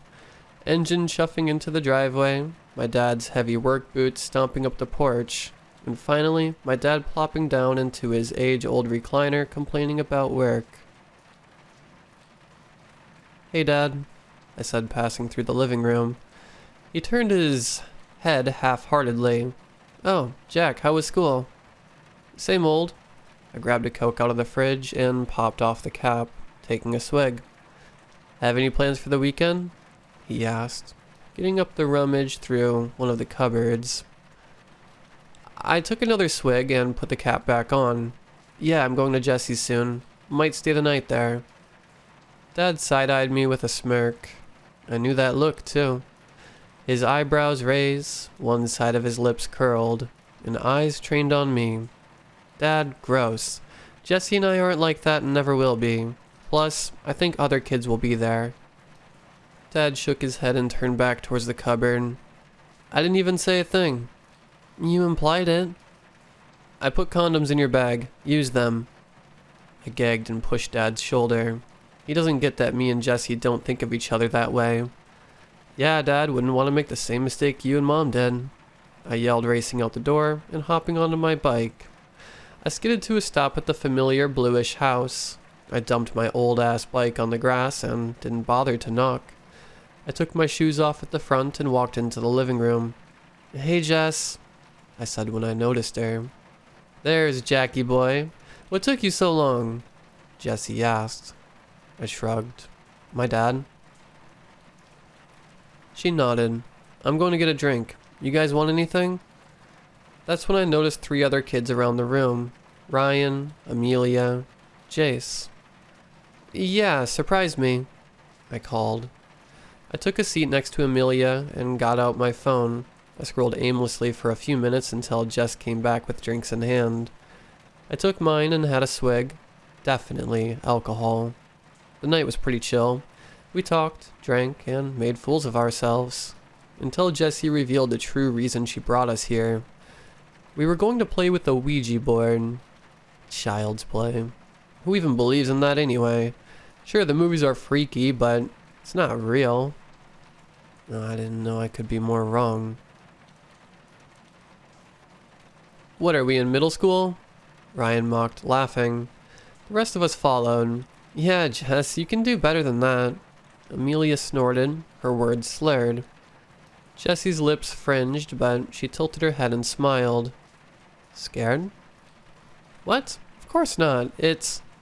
Sounds to me like you're scared. Jess knew how to get under people's skin. And, sad to say, it always worked. Amelia scoffed. I am not scared. This is all fake. Everyone knows that. She looked around for our approval. Some gave it to her. Jessie threw the box down in front of Amelia. Prove it then. Amelia narrowed her eyes at Jess and slammed the rest of her drink. Fine, if it gets you to shut up faster. God damn Jessie. She should have just let it go. She could have just given up. She knew we didn't want to play. 5 minutes. Nothing. We sat with our fingers on the board and nothing. We were asking all types of questions, only for it to do nothing. 10 minutes. Nothing. We got maybe a slight shift. I could see Amelia getting smug, knowing that her point was being proven. And I hate to say it, but we all were sided with Amelia. 15 minutes later, and we all quit. We took our hands off and put it away. Amelia proved her point, and we just moved on. It was late when we were all tired. Jace had crashed hard soon after the game was cleaned up. Ryan and Amelia were dozing off on one another, and Jess and I had stayed up to drink some more. I wouldn't say I was a good drinker at all, but I could definitely stomach more than what it looked like I could. You really thought the game would have worked? I asked. I don't know. I found it in the attic, so I thought it would be a good game to play. I finished off my can and stood up. I get that. I should go, though. Jessie stretched her arms out. You can stay here, you know. I nodded. I know, but it looks like you've got your hands full already. I pointed towards the 3 sleeping bodies. Fair. I'll see you later, then. Yeah, see you. I was riding my bike home when I felt it. The air. It was electric. It tingled the hair on my neck, and I couldn't shake the feeling of being watched. It sounds stupid, but I was scared. All of those crime shows had really gotten to my head, hadn't they? If it really only was paranoia. I sped up to make the 10-minute ride go a bit faster. Only the sound of my pedaling and my uneven breathing was going through the wind. Until it started. At first, I didn't know what I was hearing. It was just a cacophony of noise, but then I realized it was the same tune I was whistling in the shower just a few hours prior. Do-da, do-dee-dee-da. What the fuck? I screamed just as my tire hit a rock and I flipped forwards. I poked my hands out and skidded across the pavement. My flesh ripped and my head hit the ground, sending me into a daze. I sat up quickly and shot my head in all different directions. Nothing or no one was there. The sound had stopped too. I noticed a gash along the palm of my hand and winced when I touched it. A bitter laugh escaped my lips. I'm going crazy. I rubbed my head and felt a scrape on my forehead. I'm such an idiot. I stood up to get back on my bike when a rustling noise started. It was close, then far away, then close again. My heart started to thud on my bones of my ribs. You know that feeling a buzz gives you? Like you're invincible? Well, all of that was put to the max. Okay, you can come out now. I'm done playing your stupid games, I yelled. There's no way it wasn't someone messing with me. I stopped. I smirked to myself. Yeah, that's right. Whoever you are, you can just go back home. I started to pedal again, feeling accomplished. I assumed it was Jessie or someone else from school deciding to mess with me. I was an easy target at this hour after all. I was wrong. I was very wrong. It's been 2 days and no one has seen Jessie. Not since I left her house that night. She just vanished. But no, she couldn't have because the blood. God, the blood. I was at her house to see her Sunday, okay? I walked in and the trail of stale, coppery smelling blood was everywhere. I screamed and ran out of the house. I felt sick. My stomach churned, and before I knew it, my breakfast was coming up in chunks. I did the only thing I knew I could do. Call the police. They did nothing. There was nothing they could do. No body, no struggle, no break-in point. Just blood. I went home and sank myself into the shower. The water had long turned cold and was now hitting me in freezing spurts. The first time I cried since my mom's death was a few hours ago. Maybe if I had stayed, things would be different. Maybe my best friend would still be alive. I knew it wasn't true, though. We messed with something we shouldn't have. I stepped out of the shower and nearly dropped dead. It would have been a better fate. Along the mirror, in hot, sticky crimson was, "You didn't say goodbye." The color drained from my face. We didn't. Fuck, we never said goodbye. That's rule number 1. The golden rule. Always say goodbye. We were no better than those shitty clearance aisle movies. I ran to my room and slammed the door shut. My dad wouldn't be home for another 6 hours. Anything could happen then. Tears were streaking my face as jagged breaths tore apart my lungs. I was barricaded in the corner of my room when that fucking whistle started again. That tune my mom used to sing to me. It's coming from all over the room, getting louder and more violent. It's like my mother's voice was raspy and devoid of anything, was screaming it right into my ears. My time is running out. I'll end up just like Jesse did.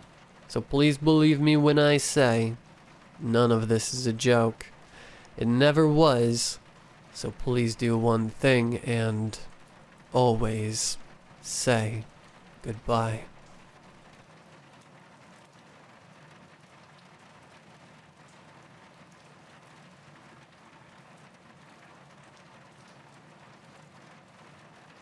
For about 7 years, I worked as a psychiatrist as well as a therapist for Side Hill Mental Institution for the Criminally Insane.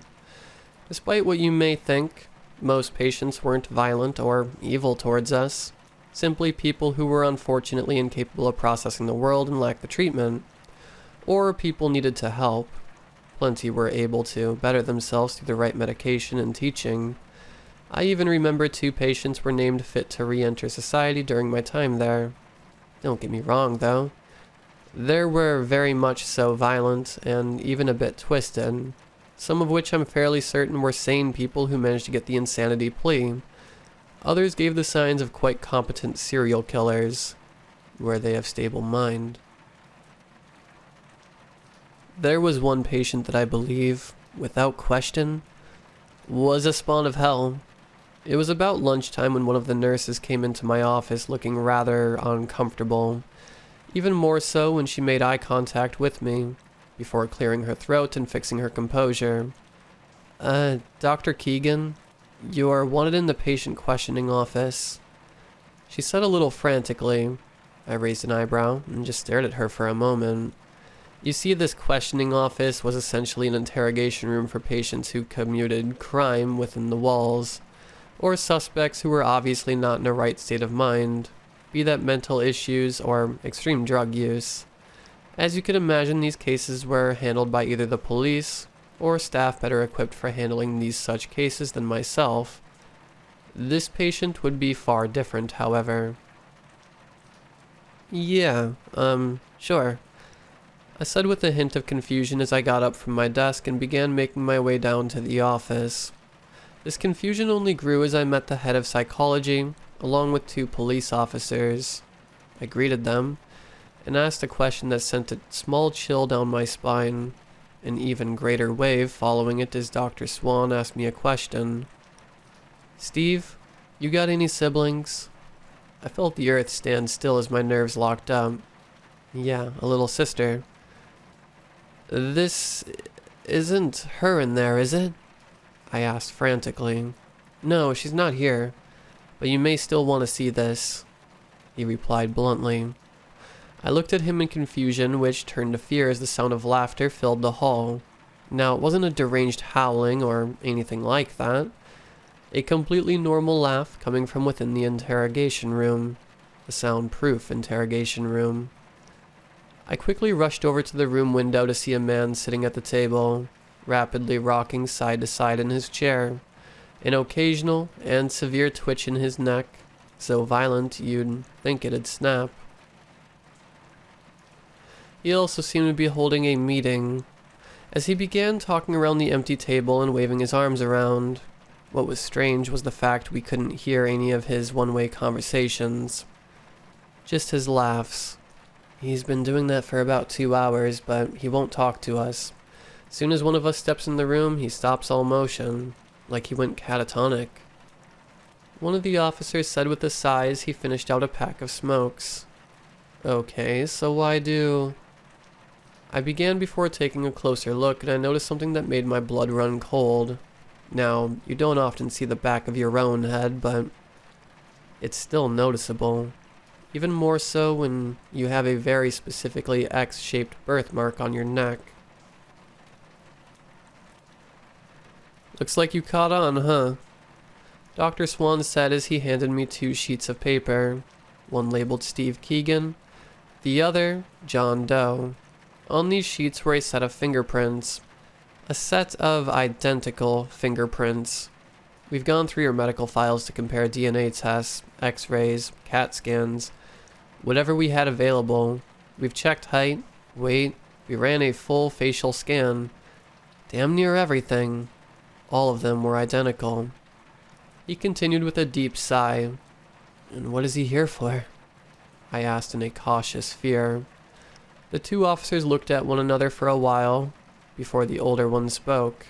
Came into the station covered in blood and holding a butcher knife, babbling about how he did the job.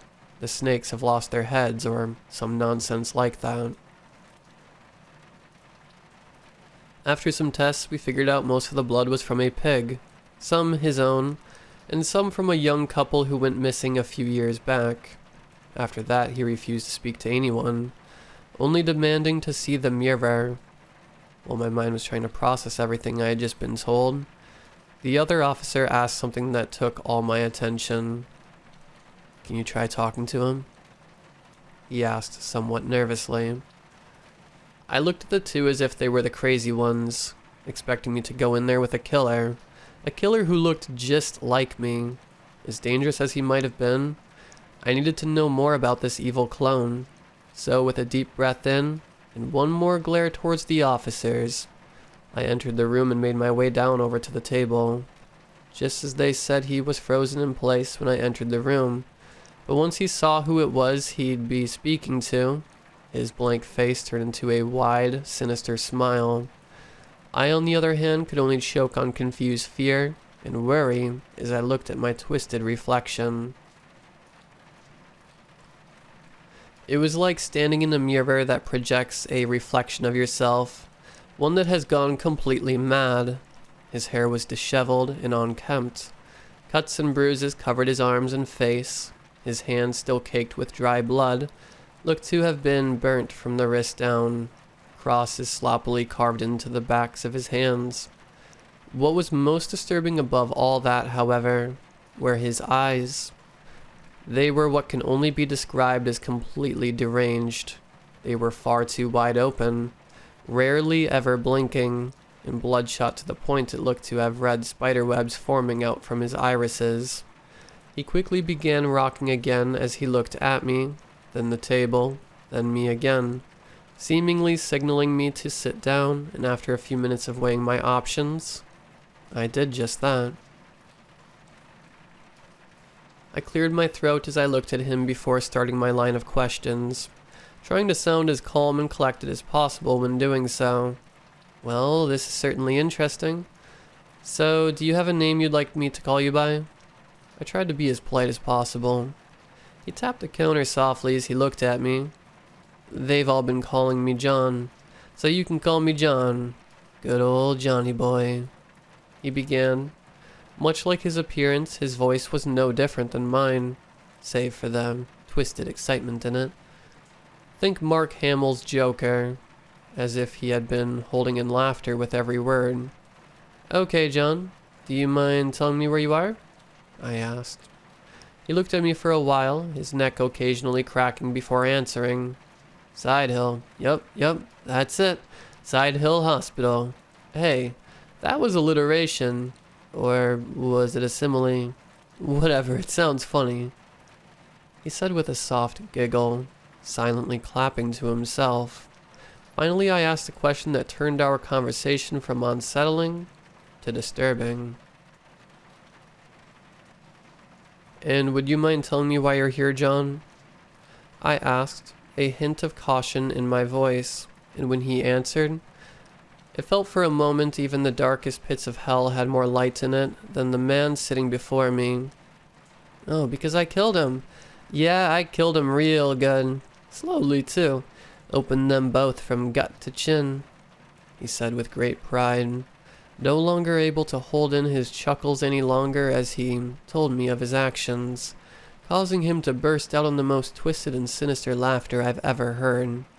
As he began clapping slightly louder, now I've dealt with the more violent patients on multiple occasions, even some of the killers, but none of them were this happy and forward about the terrible things they've done. It didn't help that the overjoyed psychopath shared the same face as my own. I felt a chill run down my spine so bad it should have given me frostbite. As I tried to swallow my fears, I pushed forward. "And who are they?" I asked through shaking breaths. As soon as those words hit his ears, that sinister grin painted across his face somehow grew even wider. "The ones who stabbed us in the back, Steve," he said, cackling as he did so.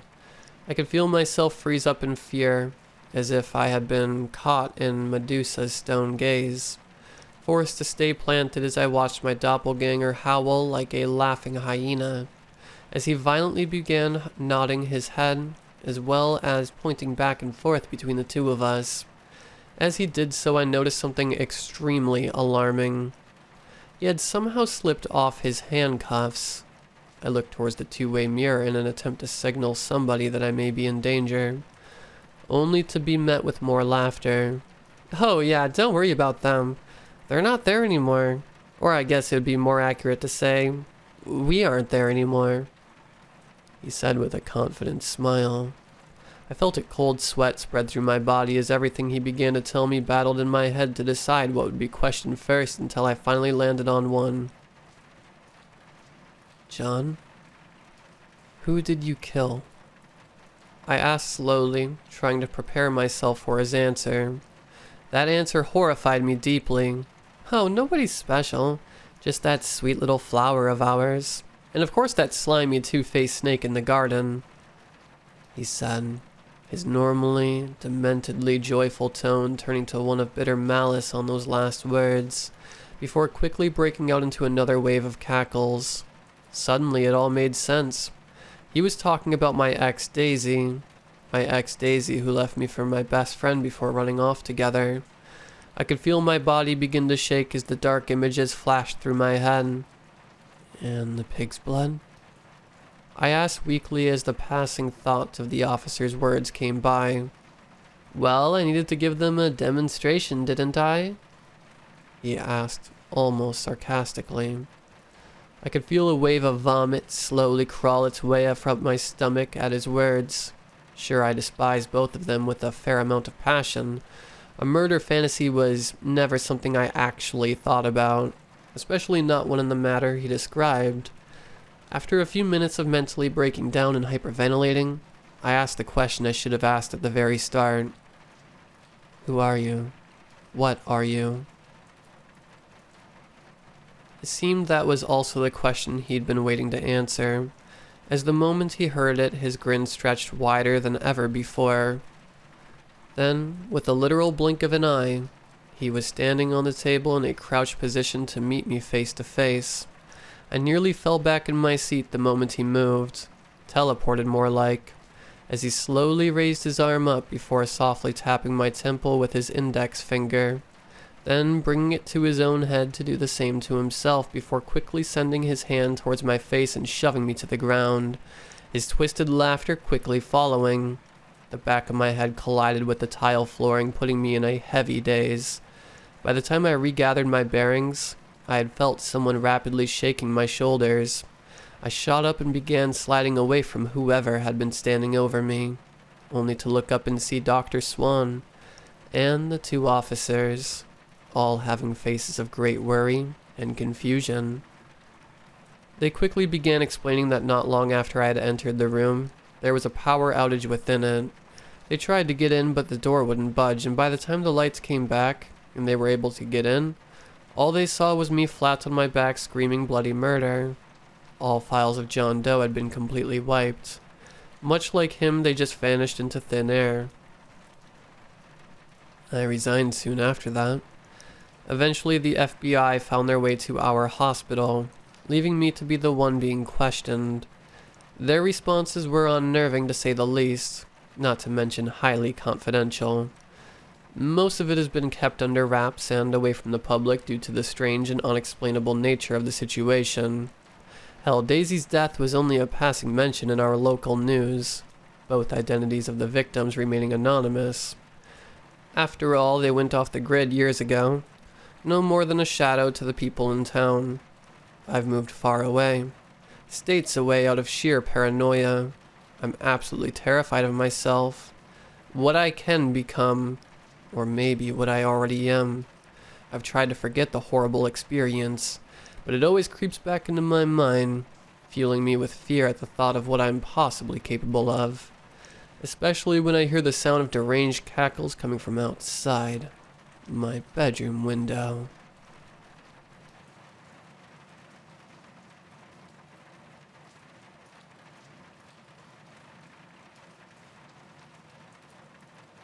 Have you ever wanted to experience chaos in its purest form? To know firsthand what a truly lawless world with no rules is like? Who knows? Maybe you'd want to stay in such a world. Maybe you'll even thrive in it.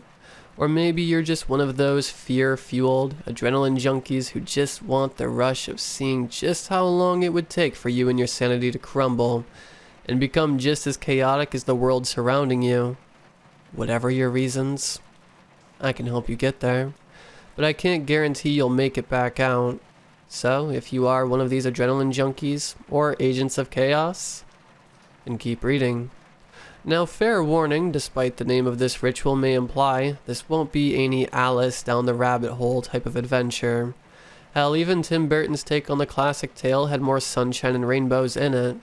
Quite frankly, the only people finding any real wonder from this place are masochists, sadists, and anarchists.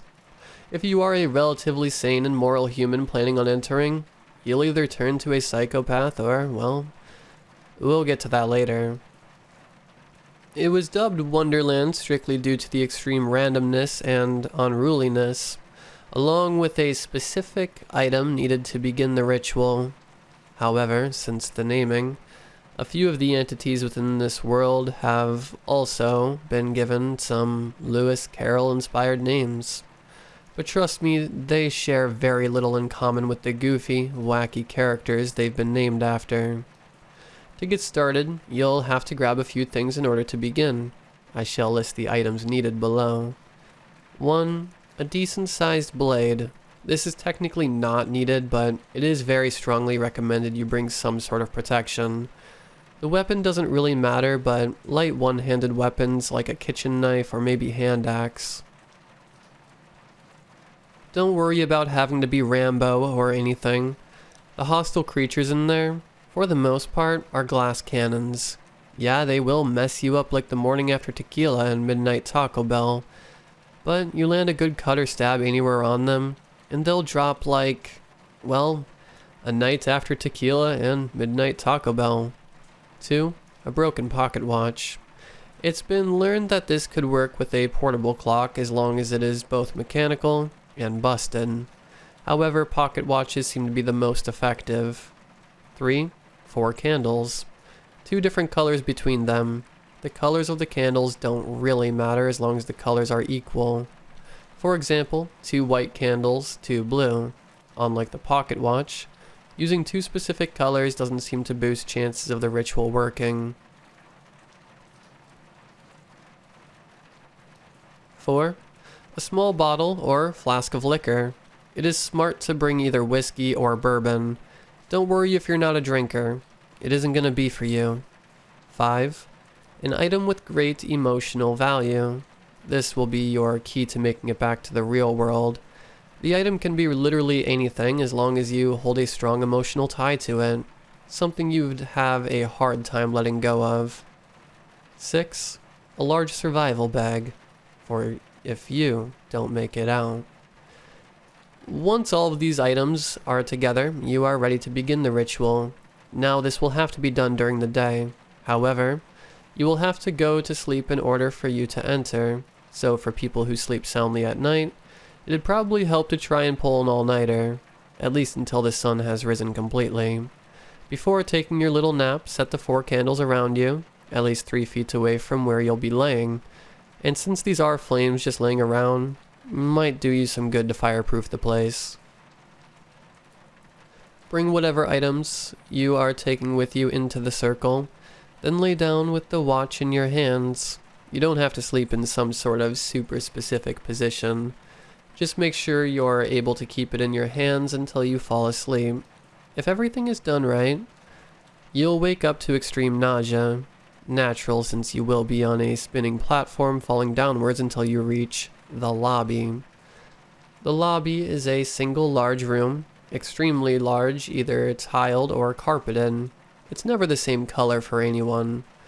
At the very end of this room will be a small wooden desk with a lanky, pale-suited man with slicked black hair and dead air filling his eyes reading a paper behind it. This man has been given the name of the Gatekeeper. Some believe he may be the one in control of this world. Others say he's some sort of demon. Approach the desk and you will see a small silver bell. You'll also be able to read a bit of his paper. Much like the floor, it's never the same for anyone.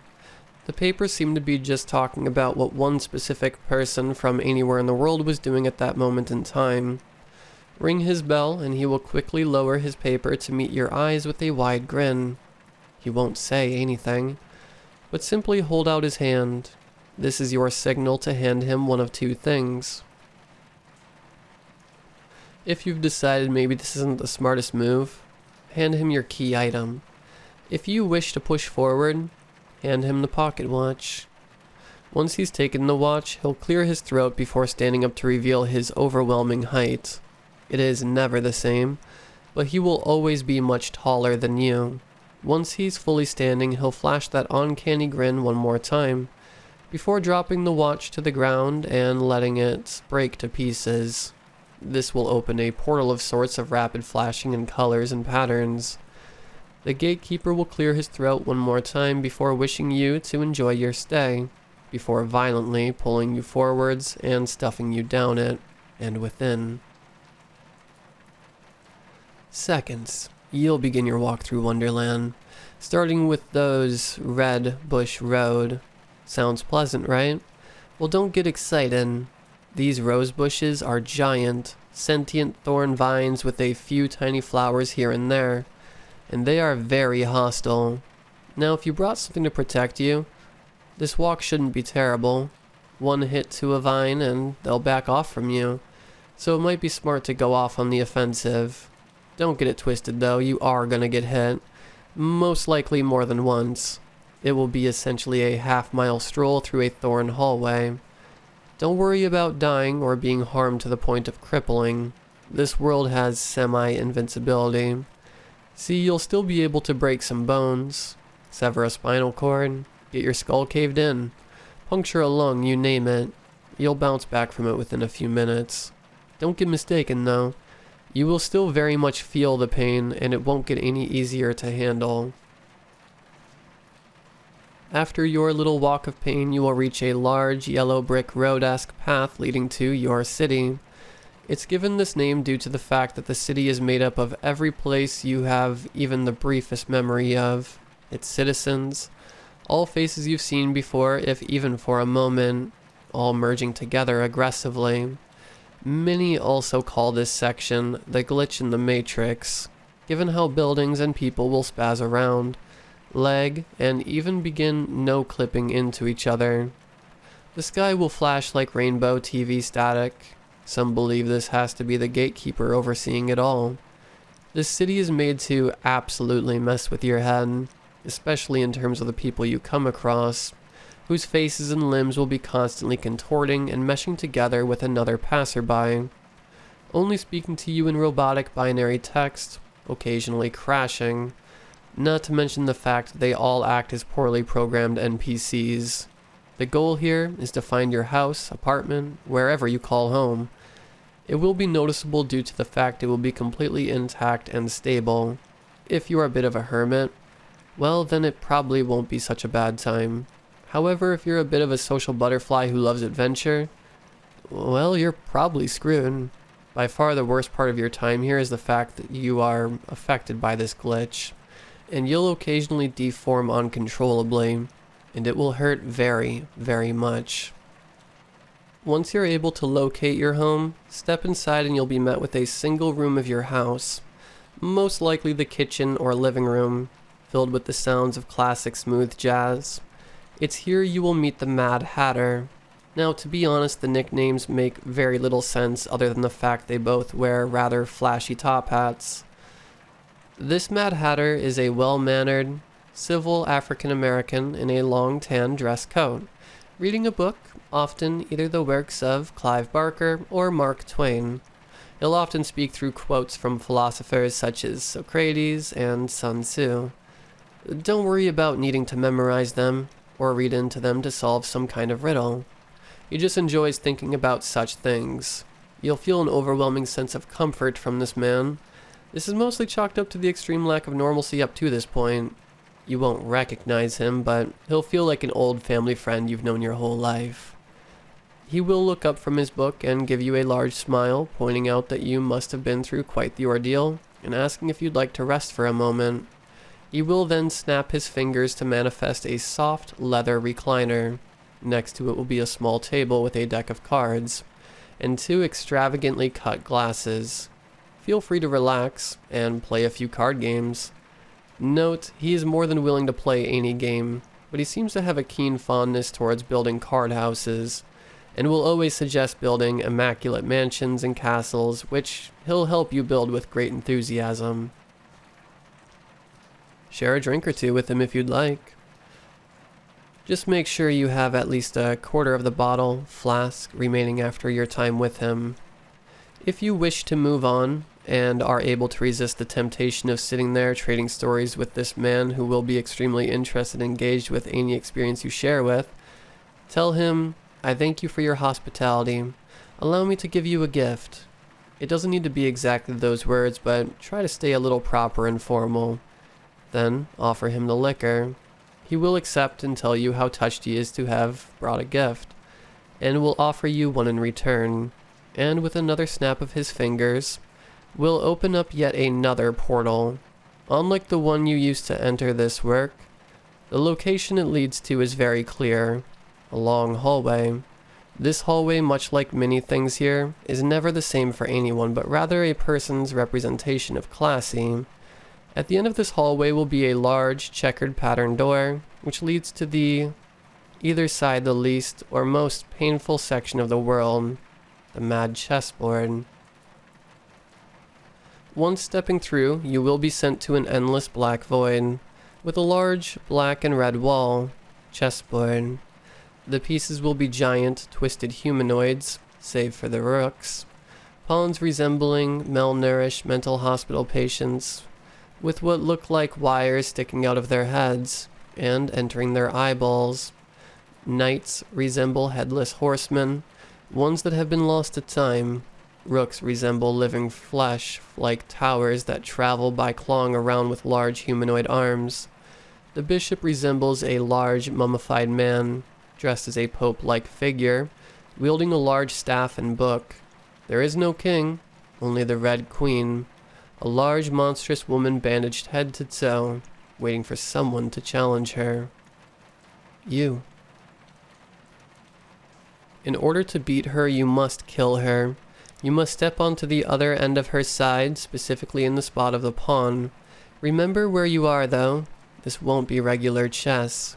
Rather a team deathmatch in which the pieces will begin to attempt and slaughter each other, including you. The queen won't move until you get closer, however, and you must reach her to land a blow. However, though, there are no rules here, so what's the best way to win against someone? Well, not to play the game, of course. That's as far as I'll go with that little hint. After all, I don't want to make it too easy for you now, do I? Once you get in range, the queen will begin to attack by wildly thrashing about, slamming her hands and head towards you with great speed. Unlike the other entities you've encountered here, she will take much more than one hit. Granted, not many more. Just don't expect a simple one and one fight. Once she falls, her body will quickly crumble and melt away to reveal a trapdoor on the ground, which will lead to your final destination. Cat's room. The cat is what many believe to be the god of chaos within this realm. Well, he can take any form he pleases. It seems after learning of the title this ritual has been given, he frequently decides to take on an appearance similar to that of the Cheshire Cat from the original story. This room, as you may expect, will be absolutely madness and chaos.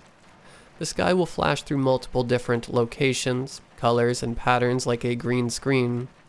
Large creatures and structures with unnatural features will randomly appear, and there will look to be no floor, as if walking on empty air. If you are able to make it through all this and reach the other end of the room, you will reach the cat, most likely laying down in midair, and most definitely chuckling like a madman on laughing gas. He will thank you for taking a tour through his little home and will offer you two things. A. Be sent back to where you started, or B. Become one of his agents of chaos. It's not exactly known what these agents of chaos do because, well, none of them come back. Choose A and he will open his mouth widely, and his tongue will roll out like a cartoon. Place your key item into his tongue and it will roll back up where he will swallow it. And then he will swallow you. You will awake at your starting point shortly after, with all 4 candles completely gone, and your key item in your hands where the watch once was.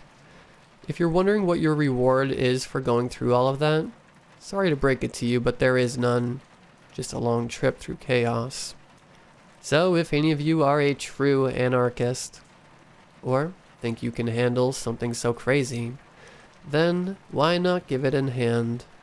Just keep it in mind you'll be doing nothing more than walking through madness, but hey, maybe that's your thing. Or maybe you have a hidden craving for it.